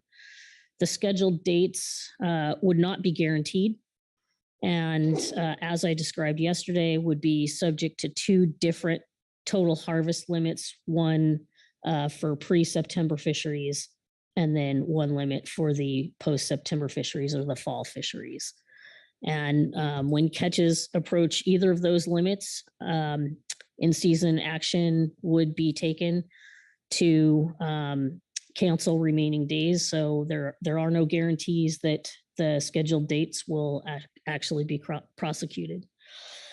In-season management, both in terms of harvest limits and trip limits, are new concepts for us in management of commercial and recreational ocean salmon fisheries.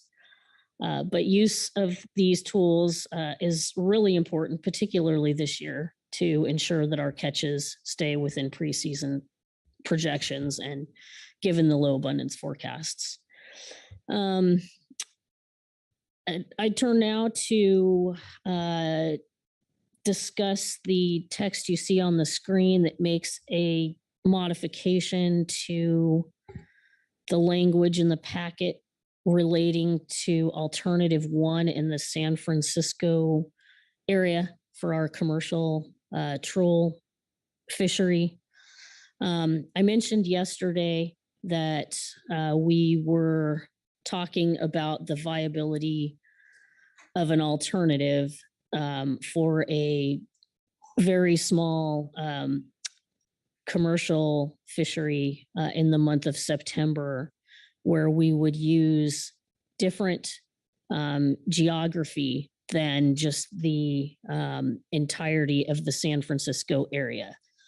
The fall area target zone is a fishery that occurs in the month of October, but is limited both to the north and south, so that the entirety of the San Francisco area isn't open.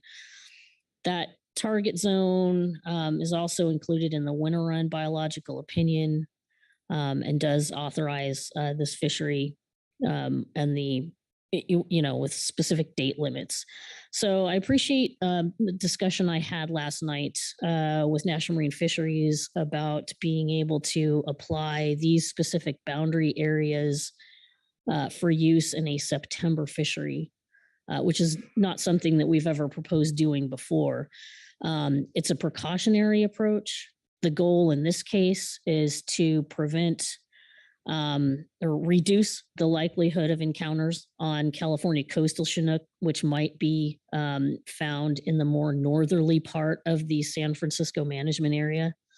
So the advice would be that if we were to prosecute this fishery, we limit it only to this small zone within the greater San Francisco management area. So in discussions last night, I did get confirmation from National Marine Fisheries Service that we would be able to use that geography in this case. We've never done it before in the month of September, so there was some question about that when we left discussion yesterday.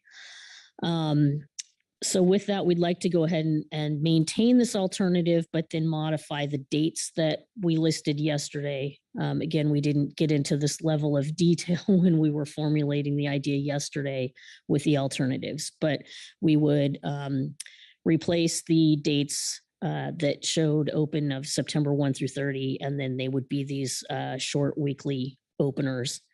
And that, as per the other areas where there are commercial seasons proposed, it would include a harvest limit for this fall fishery of 7,500 Chinook, which would apply across any of those open dates in September and October. Additionally, a per vessel trip limit of 40 Chinook per vessel per landing week would be added. Thank you. Thank you, Marcy. Any questions regarding the motion? Bob Dooley. Thank you, Mr. Vice Chair. Thanks, Marcy, for that great report and explanation. I appreciate it, and the motion. Question I had, you mentioned when you spoke about it, about anticipated attainment, there's something to that language, but then it says in the motion or attainment. And so those are two different things. And I'm curious, how have you thought about the approach to that? Are you going to look at the rate of attainment that's happening on an ongoing basis and anticipate the attainment, or are you going to wait for the number to be reached and then put the brakes on? So just a clarification. Thank you, Mr. Dooley. So this manner of catch tracking, we will be operating under this harvest limit. We now will also have the addition of the per vessel trip limit of 40 fish per landing week. The provisions allow in that open period, the vessel to make, one or more landings not to exceed 40 Chinook. There's also a 24-hour offload requirement so that a landing could happen the next day after the open period. The requirements also, and this applies everywhere, new this year is the addition of a 24-hour submission requirement to California's electronic fish ticket system, which will allow for timely tracking of catches in season. When we project that attainment of the 7,500 Chinook limit might be near, and this goes for any proposed quota fishery that is included in the package. We would be working with our agency partners, and in particular National Marine Fisheries Service, on the potential need for an in-season action. And this is consistent with how both other northerly salmon fisheries have operated for many years, utilizing in-season management tools, as well as other California fisheries where we do the same thing. And then project how much more fishing that is scheduled could occur, and if trip limit reductions are an option. Anyway, we tailor the in-season management action based on the circumstances that we have at hand. So that would either be, completion of the season because we've attained the quota, or possibly a reduction to the established trip limit. Thank you for the clarification. I appreciate it. Further questions? Seeing no questions, any discussion on the motion? Ryan Wolf. Yeah, thank you. I guess first off, I'll just kind of echo the appreciation of all the work of the SAS and the STT and all the state and tribal managers in getting to our 3 alternatives today. But I did want to speak here because I know it's been another difficult year for salmon stocks, and really, as Marcy noted, not just this year, but I think over the past couple of years, we've kind of implemented some significant and difficult changes in our salmon management, and just wanted to really thank the California Department of Fish and Wildlife for their constructive collaboration and hard work over these challenging issues. So just wanted to express that. Thank you. Thank you, Ryan. Mark Relnick. Thank you, Vice Chair Hassemer. I'm going to, of course, vote for the motion that I seconded. But I just did want to note that for the fall fisheries, we have different quotas in the troll and sport, 7,500 versus 5,000 fish. And this proposal has 30 days for the commercial fleet to remove 7,500 fish, and 9 days for the sport to remove 5,000 fish. So I think between now and April, we'll have some discussions about that to try to smooth off the rough edges. Thank you. Further discussion? Seeing no hands, I'll call the question. All those in favor, say aye. Aye. Opposed? Abstentions? Motion passes unanimously. Thank you, Marcy. And now I'll look to Joe Oatman for any tribal motions. Thank you, Mr. Vice Chair.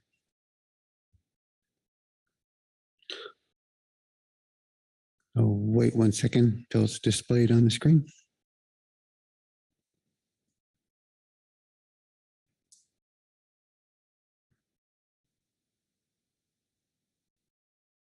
All right, thank you.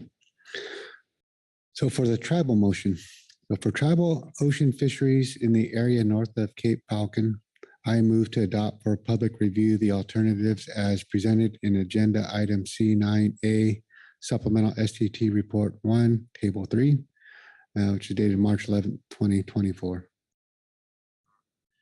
And that looks accurate and complete. You agree? It does, Mr. Vice Chair. Thank you. I'll look for a second to the motion, seconded by Kyle Addix. Please speak to your motion. Yeah, thank you, Mr. Vice Chair. So the tribes feel their alternatives represent a reasonable range of quota options for treaty troll that are mindful of management objectives of Chinook and coho salmon stocks in light of their 2024 projected abundances. I would also like to state for the record, the tribes and state are just beginning the North of Falcon planning process, in which they will evaluate the total impacts of all proposed fisheries on coastal Puget Sound and Columbia River stocks. In navigating this process, the state and tribes have some difficult decisions in front of them as they reach agreement on management measures that meet the management objectives for all relevant stocks. For this coming season, the co-managers will also be working through North of Falcon to make improvements to management that facilitates in-season discussions. So I'd also like to express my appreciation for all the work that the co-managers have done over the course of the week, State of Washington, the tribes, as well as all the work that the SCT and others, such as SAS, has put into this week. So that's very much appreciated. Thank you. Thank you, Joe. I'll look around, see if there are any questions regarding the motion first. Seeing no questions, any discussion on the motion? Seeing no discussion, I will call the question. All those in favor, say aye. Aye. Opposed? Abstentions? Motion passes unanimously. Thank you, Joe. Robin, what's next? Thank you, Mr. Vice Chair. It looks like we have a pretty good package in front of us. We have both the tribal and the WDFW motions and ODFW. California gave us a motion with some few changes, but the STT will incorporate that change into their final packet. You'll see that in the preseason 2 report that will be available before we get to the April meeting. So we'll incorporate all those changes. And with that, I think we've done our work under Salmon here at this March meeting. And I just, again, like everyone said, I have to thank the teams and the council for putting together those teams, the commitment that it takes from the states and the tribes and the NIMPs to provide the people that can dedicate their work to these things that we do makes all the difference. So I want to say thank you all for that. And we've done our work under this. Thank you. All right. Thank you. That will close out this agenda item. Before we get to C10, I think a few people want to break. So let's take 10 minutes and come back here. I know our next one is short, but some need a break.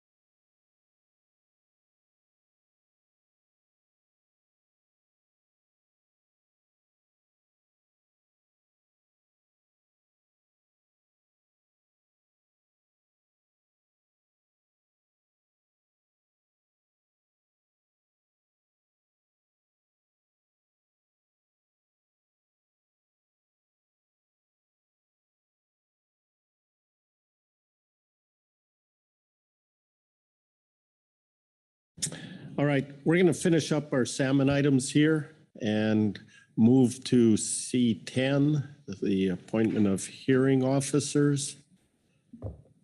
So Robin, please lead us off. Thank you, Mr. Vice Chair. Agenda item C10 is to appoint the salmon hearings officers. Every year, once we get done with this March meeting, the council has 3 public hearings, 1 in each state. We do that so we can reach out to the public and gather even more public comment for the council to hear. We'll have those meetings. We'll provide reports in April that will summarize the public comment that we heard. We also, under this agenda item, have an attachment that just has the table that shows where and when the council will be holding these salmon public hearings, and also a list of the attendees. So your work under this agenda item is just to confirm that the folks listed under the table in attachment 1 is indeed correct. And I can make just a couple of updates on that table. So for Washington, our council staff will be Merrick Burden. And for California, the NEMP staff will be Ms. Shannon Pinna. So we do have we do have then every little slot filled. Everybody knows where they need to be and when, and we just need the council to confirm that for us. So that summarizes agenda item C10 for you. All right, thank you. I'll look around, and we do need a motion. No, we don't. Okay. So we have no other reports. The attachment 1, the table is in the briefing book, and there's no public comment. So I will look around for discussion and confirmation. Phil Anderson. I plan to join Kyle at the hearing in Westport. All right. Phil will be joining Kyle. Any further discussion, comments? Confirmation that what's on here is accurate. I'm seeing head nods. Anything else to do, Robin? Nope, that's it. Thank you very much. All right. With that, we have the hearing officers appointed, and we will close this agenda item, and I will pass the gavel back to our chair.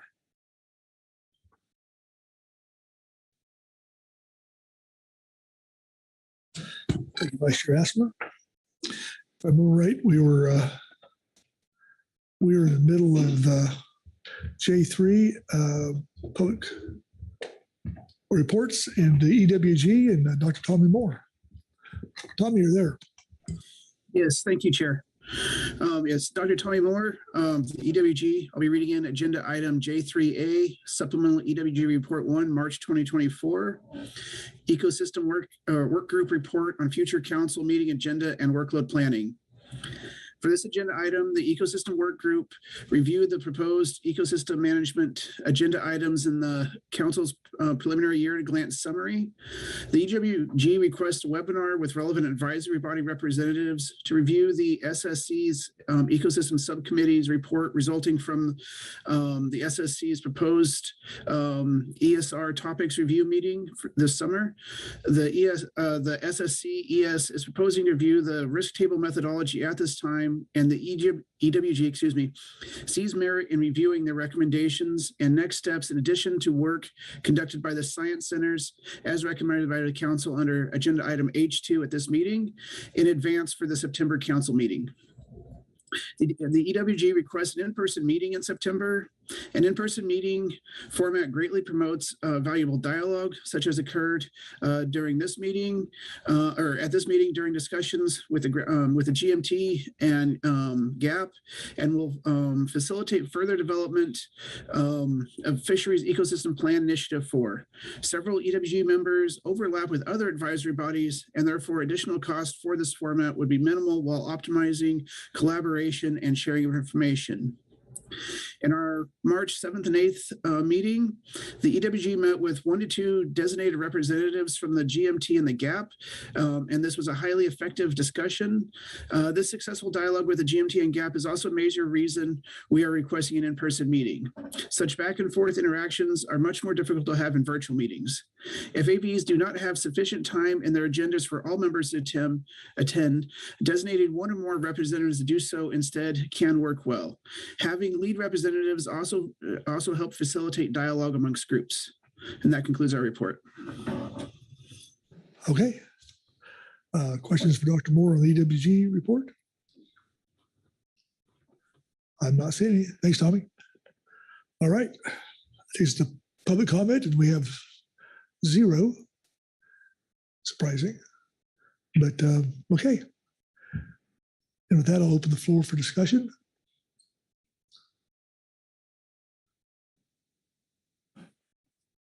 I'll turn to Executive Director Burden for see what he wants to do from here. Yeah, thank you, Mr. Chairman. Let's see, I was listening to advisory body comments as they're being made and appreciate all the thought that's gone into it. We did hear and have some exchange on SSC workshops. I'm not really sure where we landed with those.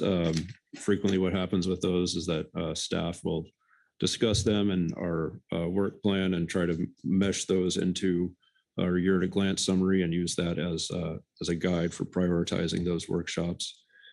So unless you have other comments on the SSC's request, that's how we usually tackle those matters of business. Let's see, just looking around at my notes and seeing if there's anything else that I feel needs to be flagged.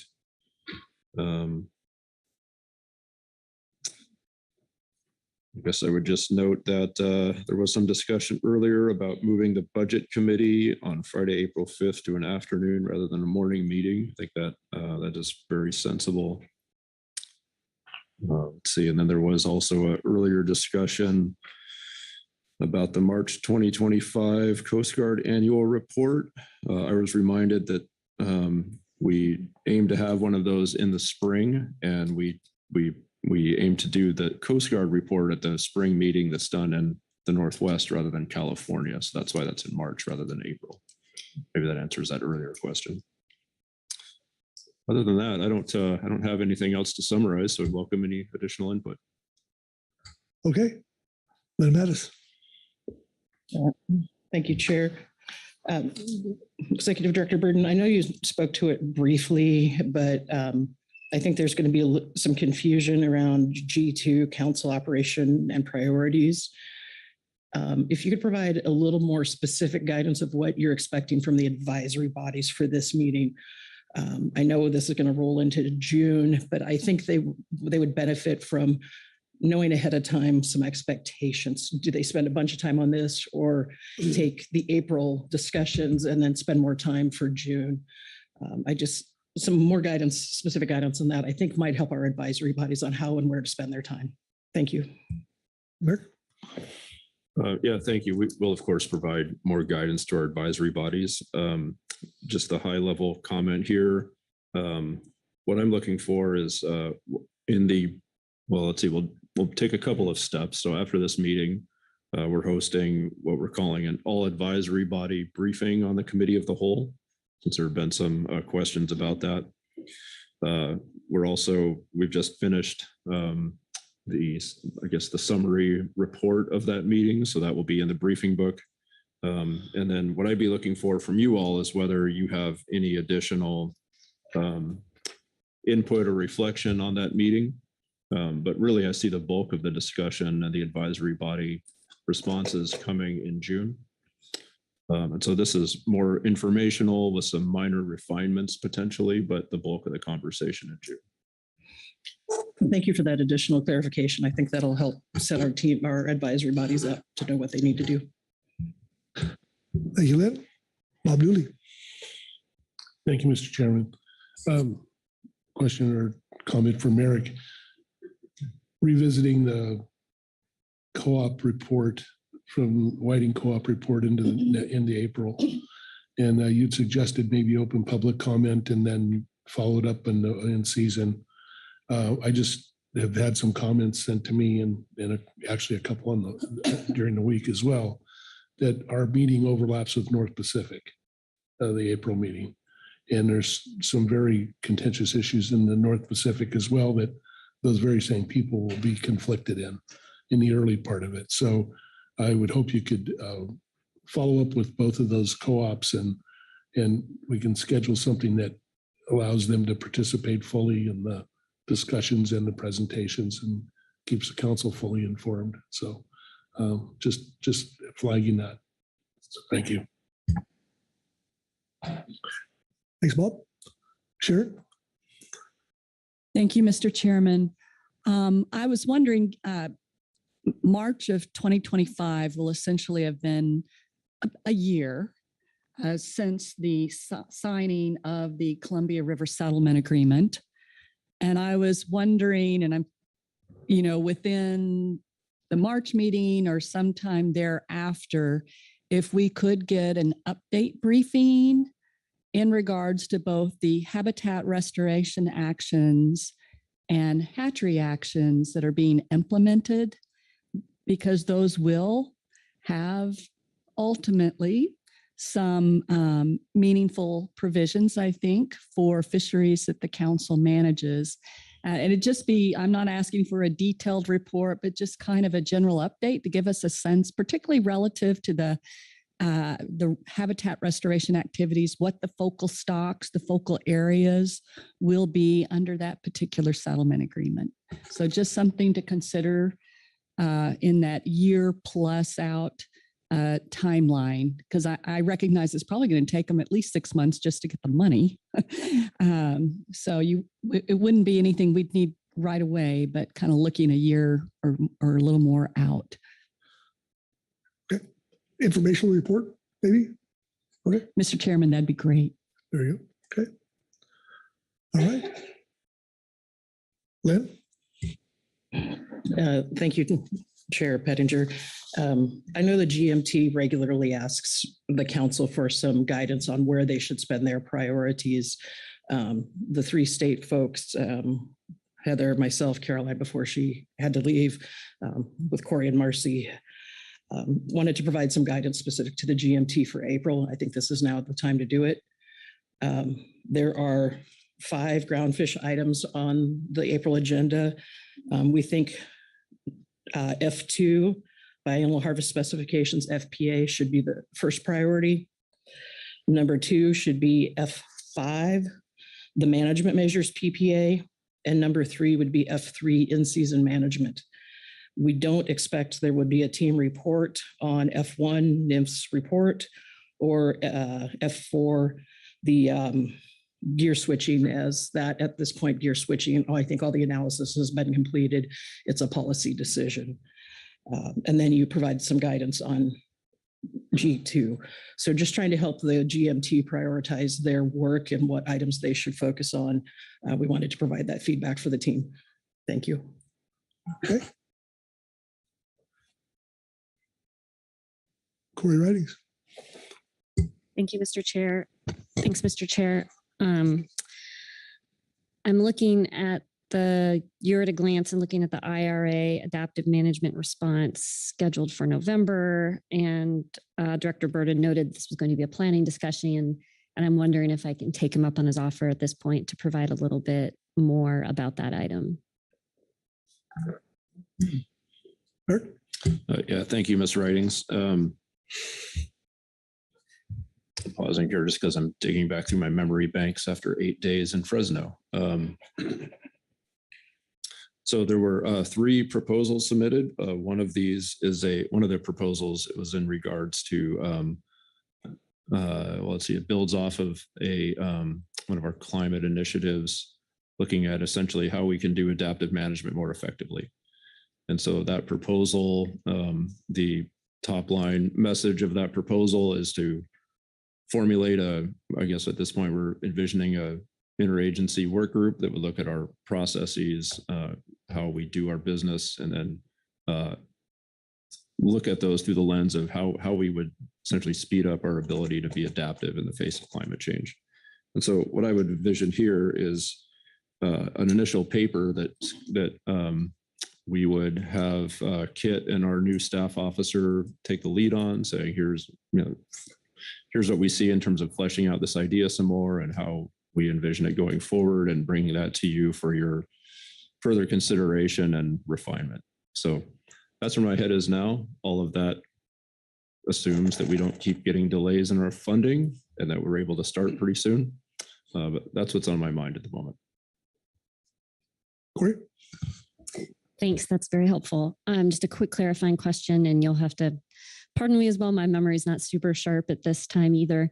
Would that, so we would expect some sort of staff proposal that would be just on the first of the 3 proposals that we submitted, or would we expect some sort of staff proposal, potentially an update on the other 2 portions of that work? Yeah, thank you, Ms. Writings.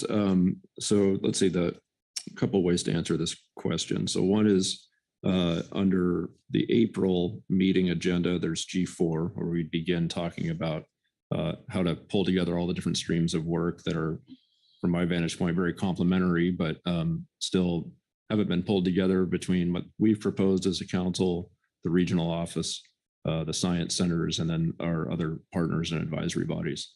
So having a call after that to discuss how we bring all that together. Then there's the sequencing of all the different projects. And so we have them being sequenced in a way that we think is manageable and that responds to the type of work that would be involved. And so the other proposals, you don't see them on the year at a glance yet. Eventually you will. I think we still have some thinking to do and talking with you all and others about how to execute all of those, but they would eventually come back for your further input at an appropriate time and in the sequence that makes sense and at a level that is appropriate given the type of project. Great, thank you. Thanks, Corey. Anyone else? Ryan Wolf? Yeah, thanks. It sounds like we're doing comments on both April and May. I actually don't have many comments from NIM's perspective. I think it looks good. The only comment I wanted to note is on the year at a glance, on the HMS, the FMP amendment to remove drift gillnet gear. It's my recollection that in our last workload planning in November, we just wanted to put that on as a placeholder to remind us that, and that's why it was in the last box, which at that time was November. The DriftNet Act doesn't begin its implementation until December of 2027, so we do have some time on that. But it's fine to remain shaded. I just wanted to highlight that I think was the intent, was just to keep it on our radar. But that's the only comments I have from NIMS.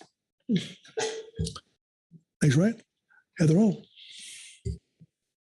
Thank you, Chair. And this is more on the April agenda. And I wanted to take the opportunity to respond to the GMT's statement, which I read. My understanding of it was the GMT requested prioritization under F7, which I think we provided them. But then they said if you didn't use the future meeting to do that. So I appreciate that, and thought it might be just a good opportunity to refresh some of those priorities from F7. And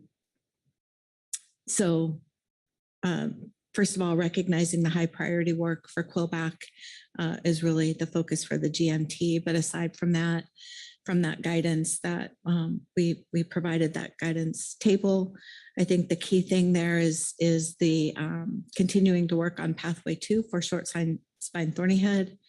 And really the excellent review that we got from the GMT and the response from the GAP. It didn't flag anything new to add to their analysis. So I hope that gives them some comfort that we haven't piled a whole bunch more on their plate at this point. And then Ms. Mattis, I think, did a nice job addressing priorities that I agree with for GMT work in April. So I hope that's helpful to the GMT. Thanks. Okay, thank you, Heather. Anyone else? It's only 10:24. I mean, Executive Director Burton. Well, let's see, if we are done looking at the agendas and our schedule, I did have one, I guess it's a proposal. Earlier in the week, we did have quite a bit of discussion about Quillback and our stock assessments and what we could do better. And I indicated to Mr. Smith, I said, I've got some ideas, I'll bring them up later. So now is later. What I would like to do is bring in a third-party review of our stock assessment process. And I don't want to investigate the internal workings of science and the scientists in the Science Center. I think we have some of the best stock assessment scientists in the world. But I do want to partner with the Science Centers in doing this review and how our process has evolved over the course of at least the last 15 years. I see some fairly distinct changes that have occurred since my last tenure at the council and now, and I think it's the culmination of a lot of little decisions. And I would like to ask how we do this better.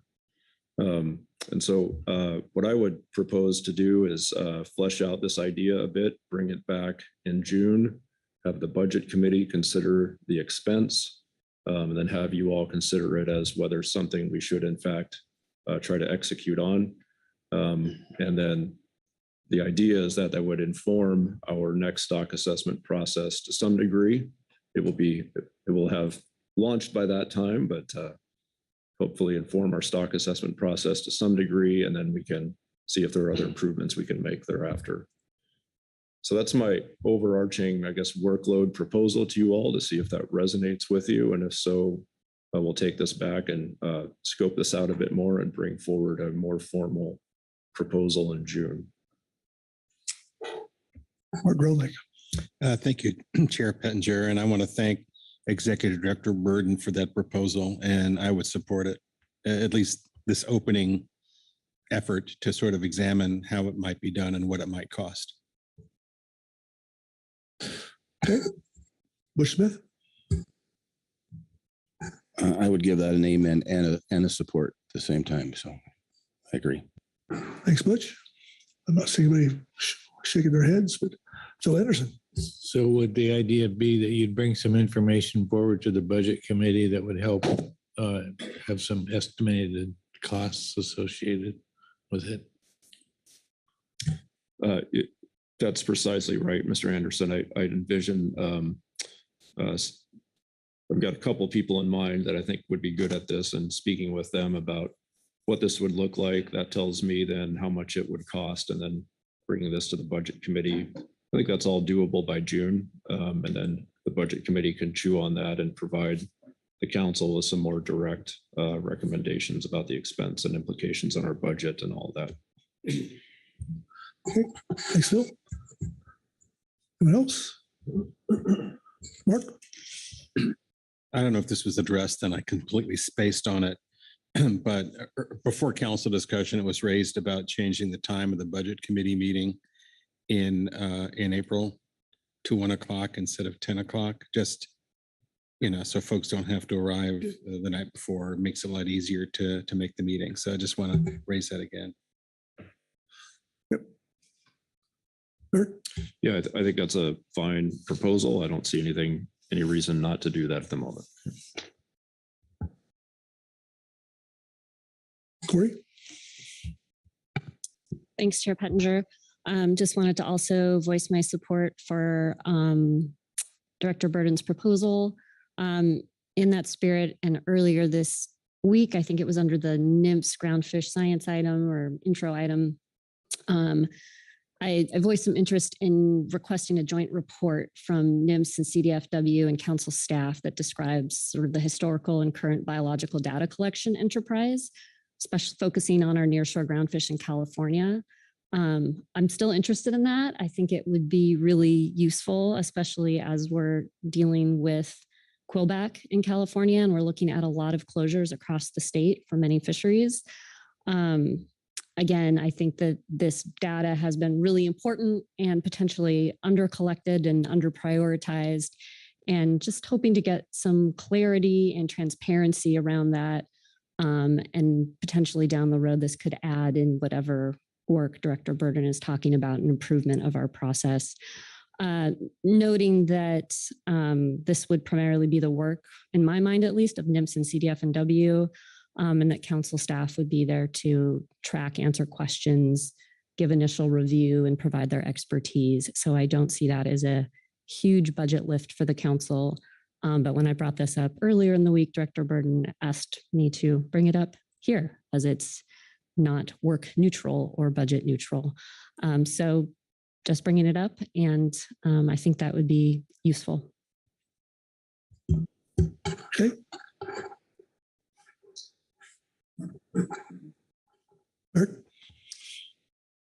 Yeah, thank you, Ms. Writings. I would appreciate hearing from other council members if you'd like to pursue this.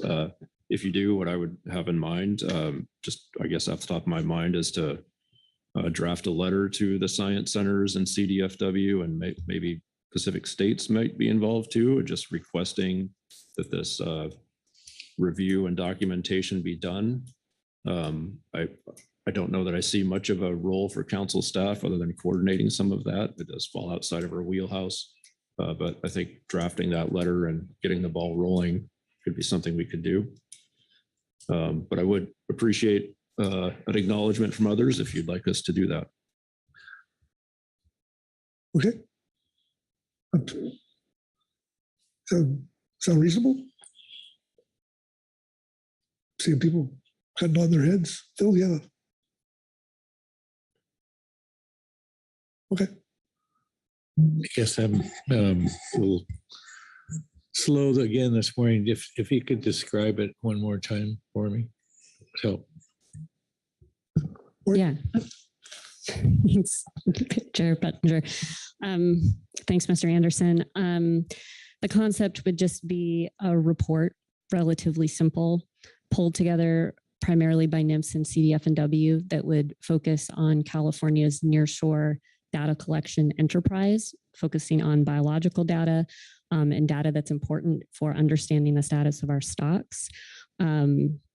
I don't see it as being sort of lengthy or necessarily doing much analysis, but simply providing the council and the associated public with a deeper understanding of what we as a West Coast fishery science enterprise have and how that's informing what we're doing. And I think that it provides for folks that are not living their life deeply embedded in fisheries science and specifically fisheries data collection, understanding what we're doing can be really difficult. And as members of the public have expressed that to me, as a member of the public, I have felt that.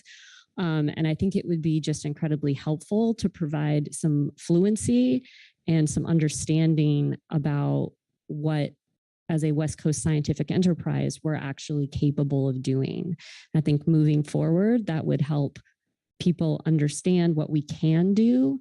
And I think that that would be valuable towards several bodies of work we have moving forward in the next couple of years pertaining to how we are thinking about the management of our groundfish stocks. Heather Hall. I have a question unless Bill had a follow-up.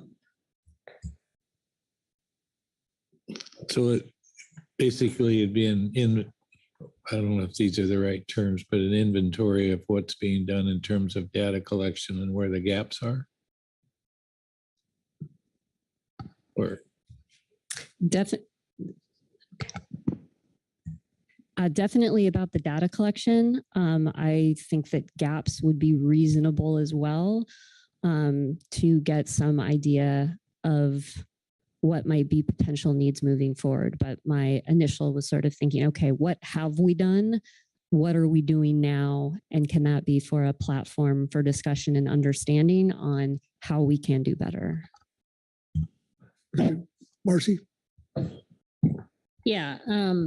Thank you, Mr. Chair. I think I'd like to reference the body of work that has been done by the stat teams the past few cycles, at least during the pre-assessment data workshop process. every stock assessment, whether it be a data moderate, a benchmark full, data poor, employs use of different data streams, depending on the type of assessment and depending on what's available. In that pre-assessment data workshop process, agencies gather, public gathers too, and we discuss potentially available data sources for each assessment, given the species, its range, and other considerations. In California, for example, there are oftentimes folks that are familiar with, say, grad student work, where specialized data streams might be available, or historic collections might prove useful in that particular assessment for that particular stock. But I just really want to emphasize that it really is a case-by-case basis, depending on what stock is being assessed or stock complex, and what existing repositories have in them. I feel like we do a pretty exhaustive search each time we get together when we're talking about an upcoming assessment. So I guess I would just note that that's one place where I'm not sure what's being described here as this enterprise. I'm not really familiar with what that is or means. But just generally speaking too, that the data collection activities in the state of California for recreational fisheries, we have copious information about the monitoring programs and the resulting, the estimates of catch certainly are presented here to the council routinely. In terms of biological data collection, RecFin is a great repository. We supply our recreational biological information to RecFin. That information is in some form publicly available. On the commercial side, Pacific States is tasked with the commercial monitoring of groundfish fisheries in California. So I guess I have some reluctance with proceeding with, a report to try to summarize everything, all the existing activities in the state of California. There are things that go on well outside of us, universities under either scientific collection permits or collaborations. So I wouldn't want to exclude any summaries. So I just want to be cognizant of, to do what's being asked here, I think is, could be a very enormous undertaking. And I don't know that we'd be able to fully characterize everything in a simple, short summary. Thanks. Thanks, Marcy. Heather? Thank you. Also, thank you, Ms. Ridings, for the explanation of what this is. I needed to hear it twice myself. And as you were describing it, and this is along the lines of what Marcy's talking about, under agenda item F3, in this council meeting, we have a summary of available data to support U.S. West Coast groundfish stock assessments. And so, that's a tremendous resource that we have too, in terms of what data there is. And so there's that. And I'm just trying to think about what else the request includes, and if it's targeted at this, tremendous request from the public to let us help with data collection how does that all fit in? So anyway, I wanted to just flag this great report that we have that compiles a lot of the data that is available for stock assessments already as we think about how to do this. So, thanks. Thanks, Heather. Corey? Thanks, Chair Pettinger. I can just respond to that a little bit in hopes of making my concept or vision a little bit clearer here. I think it is exactly because of what was just noted. Thanks, Ms. Hall. Thanks, Ms. Yaremko. It is because we have this tremendous data repository. We have multiple sources. We have data that's collected by the states. We have data that's collected by the feds. Marcy brings up an excellent point about academia. I don't think that we'd be able to find every single last piece of fish information being collected in the state of California.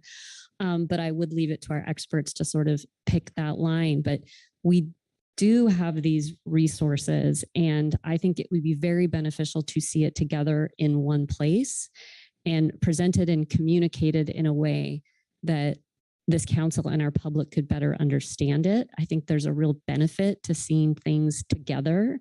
To Mr. Anderson's point, that helps you identify the gaps. We all sort of silo down in our individual states and jobs and geographies and interests, and seeing that bigger picture when trying to solve big problems, I think can be really helpful. I think that this information and what I'm hoping to get out of here, we need to know because we need to do better. Like I was saying, we have a lot of closures in California. We may be looking at more going forward. We're going to try to solve those problems. And I think this is just one piece of solving those problems. We've known we've had data collection problems near shore California for a long time. We've heard that from multiple stakeholders. I've heard that from multiple folks in government, fishermen, environmental groups, and we haven't been able to solve that. So this is trying to take a closer look at that so that we can move towards solving that. I understand, I think it was even said at this meeting, it's our borders are artificial in a sense. I mean, they have very real meaning on paper, but for fish and fishermen, the state federal line, it doesn't necessarily mean much. So trying to take that approach and realizing that's what I'm saying that in clarity to Marcy's question about the word enterprise. I think about it as a joint enterprise because all of that data is important together. Finally, I think that putting this information out there speaks to something that I heard this week in public comment, which is that fishermen want to help collect this data moving forward. Could be an untapped resource, especially given the cutbacks that we're hearing. And so by providing some more clarity on those data streams, it could provide the opportunity for fishermen to see what's going on and come forward and help us collect that data, especially as we're having, it sounds like some new technologies are being developed around, or maybe technology is the wrong word, new methods to be able to get information that are coming in as fishery dependent data. I'll stop. Executive Director Burden. All right. I appreciate the intent behind Ms. Riding's proposal. All of the data collection that I'm aware of is fishery dependent, and it comes from the state. I'm not aware that NIMS does any fishery dependent data collection, at least in the recreational fishery. So I think that, as Mr. Remco pointed out, that data is already available. It exists, and I'm not sure that we need an additional effort to gather that. I think what we're hearing at this meeting is the need for fishery independent data that currently doesn't exist. And so that's what anglers were talking about participating in, was trying to help collect that data. Now, there is some fishery independent data that's now coming in through CCFRP and maybe ROV, but I don't know that data has been collected yet. Hopefully it'll be collected and used in time for the 2025 Quillback assessment, but I think, I think that the data that currently exists is probably already collected. The one hole, and I think this was an issue in the 2021 assessment, was the inability to age otoliths that did exist. And that, biological material that's available, but it's not utilized for stock assessment, that might be a valid line of inquiry. But I think that that's sort of an ad hoc thing, at least in this case. I don't know how it exists in other species. Okay. Merrick.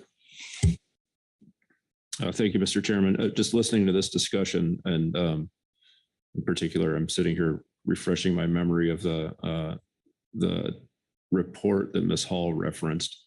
There is a lot of information out there, and as I hear Ms. Writings describe what she's proposing, I wonder if it's helpful to think of it as, and I don't want to put words in your mouth, but think of it as more of a strategic view of where we are at in regards to nearshore data collection programs, and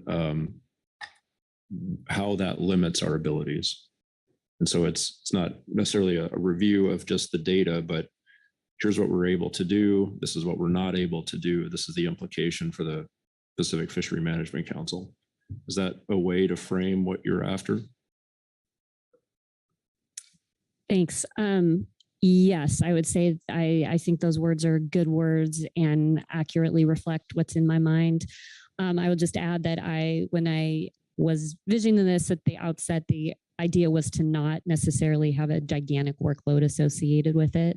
And so wanted to kind of veer a little away from sort of a recommendations or too much analysis, and was just thinking more of a compilation, a thoughtful compilation for understanding.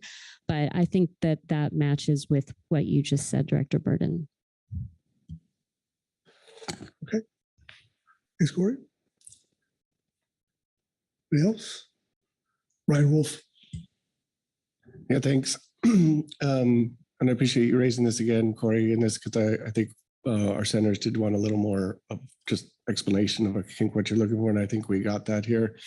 And of course, as I think a number of you have had conversations with our center folk over this week, there's been a lot of work that's already been done looking at this. So I think you're right. It may not be necessarily in an extremely large lift, especially now hearing the guidance that was just done. So we're happy to at least undertake that. I think it also may be relevant for some of our upcoming discussions on stock definitions. So thanks.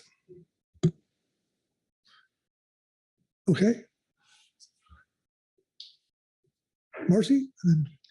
Yeah, just another thought and reminder for the council. When we receive our stock assessments and the recommendations from the stat team with regard to future research and data needs that would help fill data gaps for that particular stock in question, I know that the co-managing agencies, as well as the council, take those recommendations to heart. And I just want to acknowledge that this council has quite a history of receiving EFP applications and approving them specifically for the purpose of filling some of those data gaps.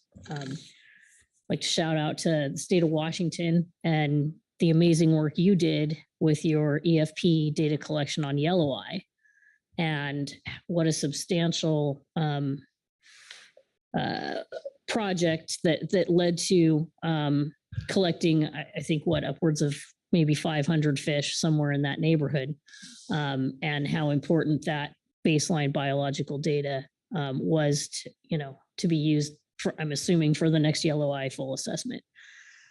Similarly, in California, we have an EFP that has been underway now for 2 years, focused on cow cod collections, and looking to this upcoming cycle, pending expansion of that EFP program to additionally collect biological samples of both yellow eye and quillback. When possession limits are 0, it is difficult to get hold of specimens, but I feel like we've done really well in finding ways to still get that baseline biological data that is so essential to our assessments. So I just want to make sure that we keep that in mind in this discussion. Thank you.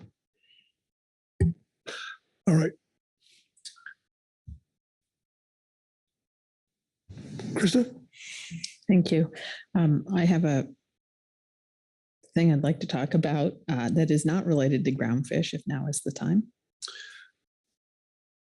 Bert? Just to maybe put a bow on this discussion before we turn to Ms. Svensson, I guess what I'm hearing is support for Ms. Writing's concept. And so I would be prepared to write a letter to the science centers and CDFW requesting, I'll probably use the word strategic level review, something like that. Just want to say that's what I'm concluding from this conversation. And if I'm getting that wrong, please let me know. Ryan?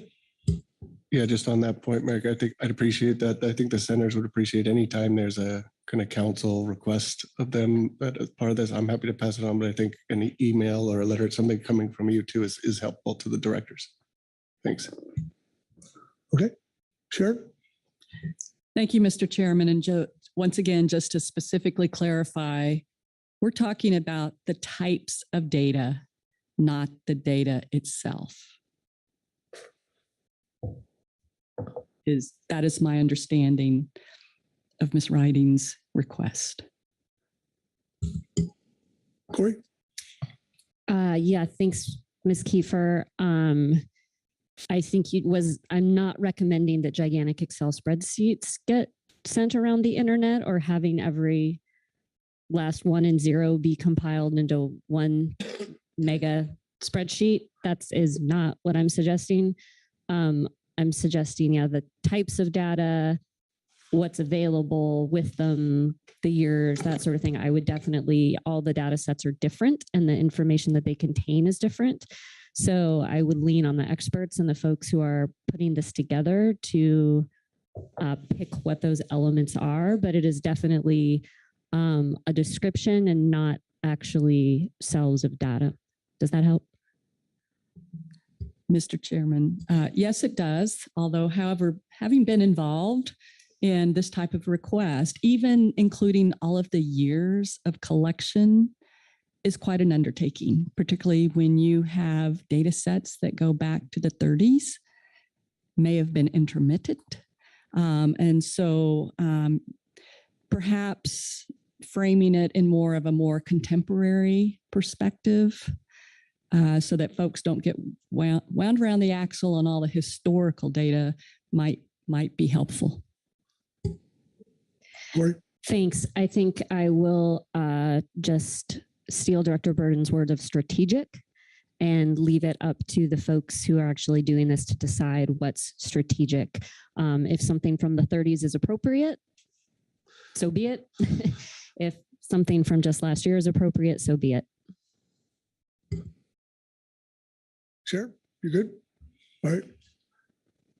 Phil? I'm suggesting we pause here for a moment. And not that it's not because I don't think the idea has merit, but it doesn't, there's not enough meat on the bones here for me to really understand what the ask is. And I know if I were in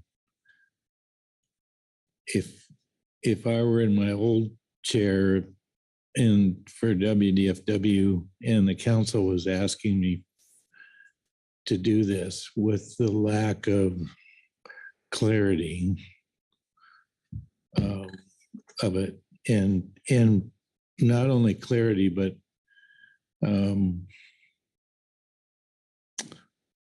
wanting to make sure I knew if I was going to embark on this and provide the information, what the objective is. I don't, like I say, I'm not and I'm not, it's not that I'm not supportive of looking at what data we have. But I've been exchanging emails with different people this week on Science Center people and GSMFC on trying to figure out how we might get some more money to the West Coast for data collection, not only collection, but processing of things like OLIS, and ensuring that we have, we can try to get some priority for the West Coast in terms of white ship time and money to contract with private vessels to do survey work. Because I really think, in my mind, that's, if we're going to get ourselves out of the situation where we're having to do stock assessments that don't have enough data to really support them in the manner in which we and the public have confidence in their results, then I just don't see how we can move forward and improve what we're doing. And it's not a criticism of any of the work that's been done, but we're asking people to go out and do assessments without the needed information and data. So so as I hear this conversation, I'm left not certain with what the product is.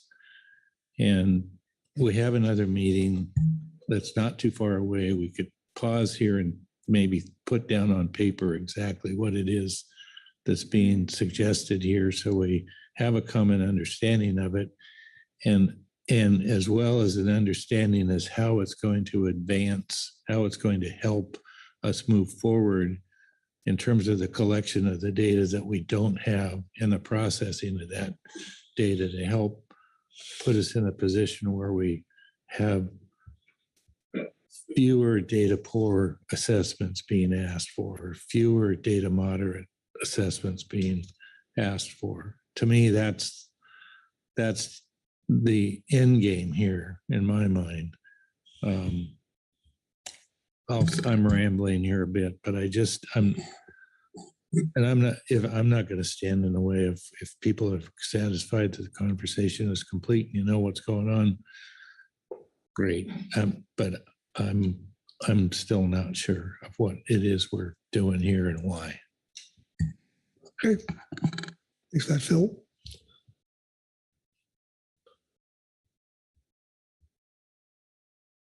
Yeah, I can't remember of a situation where we had something like this come up with this part of our workload planning. It's not council workload planning, it's something outside of that almost, it seems like.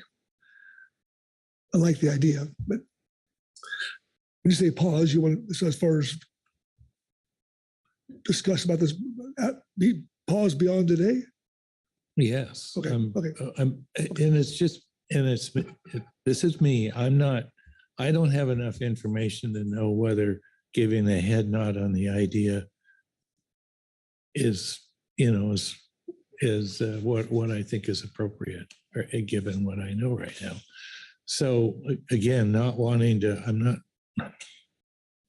supportive of, I think, the intent. I'm just not sure that there's the going off and asking CDF and W to do the work. And I think, and I hear Corey saying, I don't want it to be this big. I want it to be this big.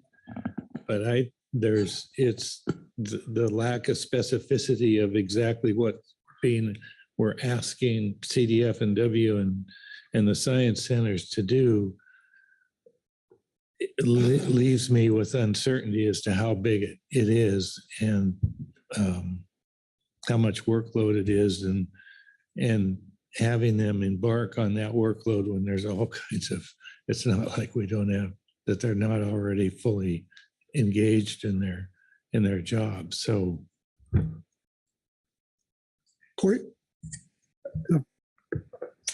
Thanks, Mr. Chair. Thanks for the discussion. I actually think it's really helpful. And that is why I brought it up, is to just have these discussions and get to a product that can actually be most helpful. I have maybe a suggestion here that could walk us down the middle, which would be, I'd be happy to, especially given what Mr. Anderson just pointed out, is that we have another meeting in 3.5 weeks. And I'd be happy to do some sort of council member report to articulate this a little bit clearer, have a couple conversations in the next few weeks to put that meat on the bones, something short, I'm thinking like 1 page. And then we can further this discussion under workload planning in April, if that's amenable to folks, if that's a helpful way to move this forward and making sure we have the clarity to make a decision on it. Marcy? Yeah, thank you, Mr. Chair. I guess I'd also like to flag, or maybe I'll ask Executive Director Burden when the last time was you drafted a letter to the department that will be received by our director. It sounds like we're not really clear on exactly what the ask is, and the receiver of the letter is to interpret the ask and provide what they think is the right answer. And I think caution that we're adding in a number of steps here that will create questions. And if there's something that we can help with offline in terms of providing information and what available data might exist on a particular species or stock, we can certainly answer that question. But I don't know how well a request to our director's office, given the description we've been working with here today, I don't know how well that will be received. Thanks. Okay, thanks, Marcy. Thank you. Appreciate how this conversation is going. And I found myself trying to put myself in this position of CDFW and really appreciate those last comments. But then also how, without just the letter issue, how would I go home and navigate doing all of this or asking my staff to do all of this or whatever amount of this it is as they're working on specs and management measures in the next couple of weeks and all of that too. So the question here is the timeline, and I understand the sooner the better that we understand where gaps are and we can start filling them and getting better information for our assessments, but also just wondering about a timeline. And again, maybe that comes up in the report that Ms. Ridings was offering to write, which I think that would be really helpful. But then also wondering if that would come up in April or June when we can start to think forward after getting through specs. So just throwing a timeline question out there. Okay. So I guess we're not gonna do anything today. That's right. So. Thank you, Chair Pettinger. If the council wishes to take me up on my offer, I'm happy to prepare a supplemental council member report for workload planning and provide a brief description of this for April. I think that would be a great idea, and I would encourage some conversations between council members on that one. So 100%. Thank you. Okay. All right. Krista. Thank you. I just wanted to circle back to the marine planning item. We had spoken in a fair amount of depth around the long-term cumulative effects analysis and kind of how to bring this back up. I in talking to a couple of folks on the Marine Planning Committee, wanted to propose that we just make a note to include that as part of the November agenda item under marine planning. And it is not an analysis. It's more about having a research and data needs outline, so that should there ever be analysis, we already have kind of a document that we can put out there. That would also give us time to get letters out, as we discussed, to some of the organizations, including WACOA, who said they might be interested, and to find out a bit more on that. So just wanting to nail that down without creating a new agenda item, but really get it fleshed in there as an item that should be included in that November item we already have on there. Okay. Any more thoughts on that? Is that a pretty good idea? Heather Hall. Yes, I think that's a great idea. It was on my list to bring up from earlier this week. So appreciate that, Krista. I Perfect. Wonderful. Anyone else? Okay. I'll see hands coming up. Oh, Butch. Just one more circle back, and like my grandma always said, it's always doesn't cost any to say thank you. And I want to thank Executive Director Merrick for this is kind of a project that I've taken on through him for a couple of years, and looks like it's going to come to fruition to see how we can better the groundfish process. Not that it's broken, but better disseminate the information and translate the information that comes out of that project. I thank you, Executive Director, for hopefully making this happen and just making a better process for all, hopefully, the outcome would be. So thanks. Okay, thanks, Butch. All right. Well, Merrick, I'm not seeing any more hands, so. Mr. Chairman, no, I'm not seeing any other hands either, other than Corey Writings over there to my right. Corey. Thank you. Just reflecting on some of the things we heard from the advisory bodies, and wanted to pull a couple things out. The EIS and the EWG requested to meet in person in September. So I just wanted to suggest endorsing that. Also, the EAS made a request for a webinar to discuss their composition and provide the council advice ahead of our June meeting. And I think it would be good to just put that on the docket if we can. I've been informed that that is considered useful advice in terms of when we get to June and start thinking about composition, and they won't meet again until September. So just wanted to endorse that, and hopefully it can be wrapped into another, I think they have weighed in the past on EEJ items, so they may have something to say on that. So we could put those things together. Also, the EWG requested a webinar at the September meeting to work with relevant ABs to review recommendations of the SSCES meeting. So I would say let's just put that on the docket as well.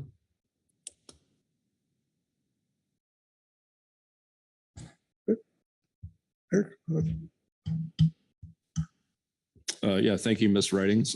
Very happy to take that under advisement. I would just request that we be able to huddle the staff and consider budget and workload sequencing and all that. And sometimes these meetings, we're not able to get them to transpire, or they become redundant, but I do appreciate the request and the rationale, but would just ask that we be able to cogitate on that.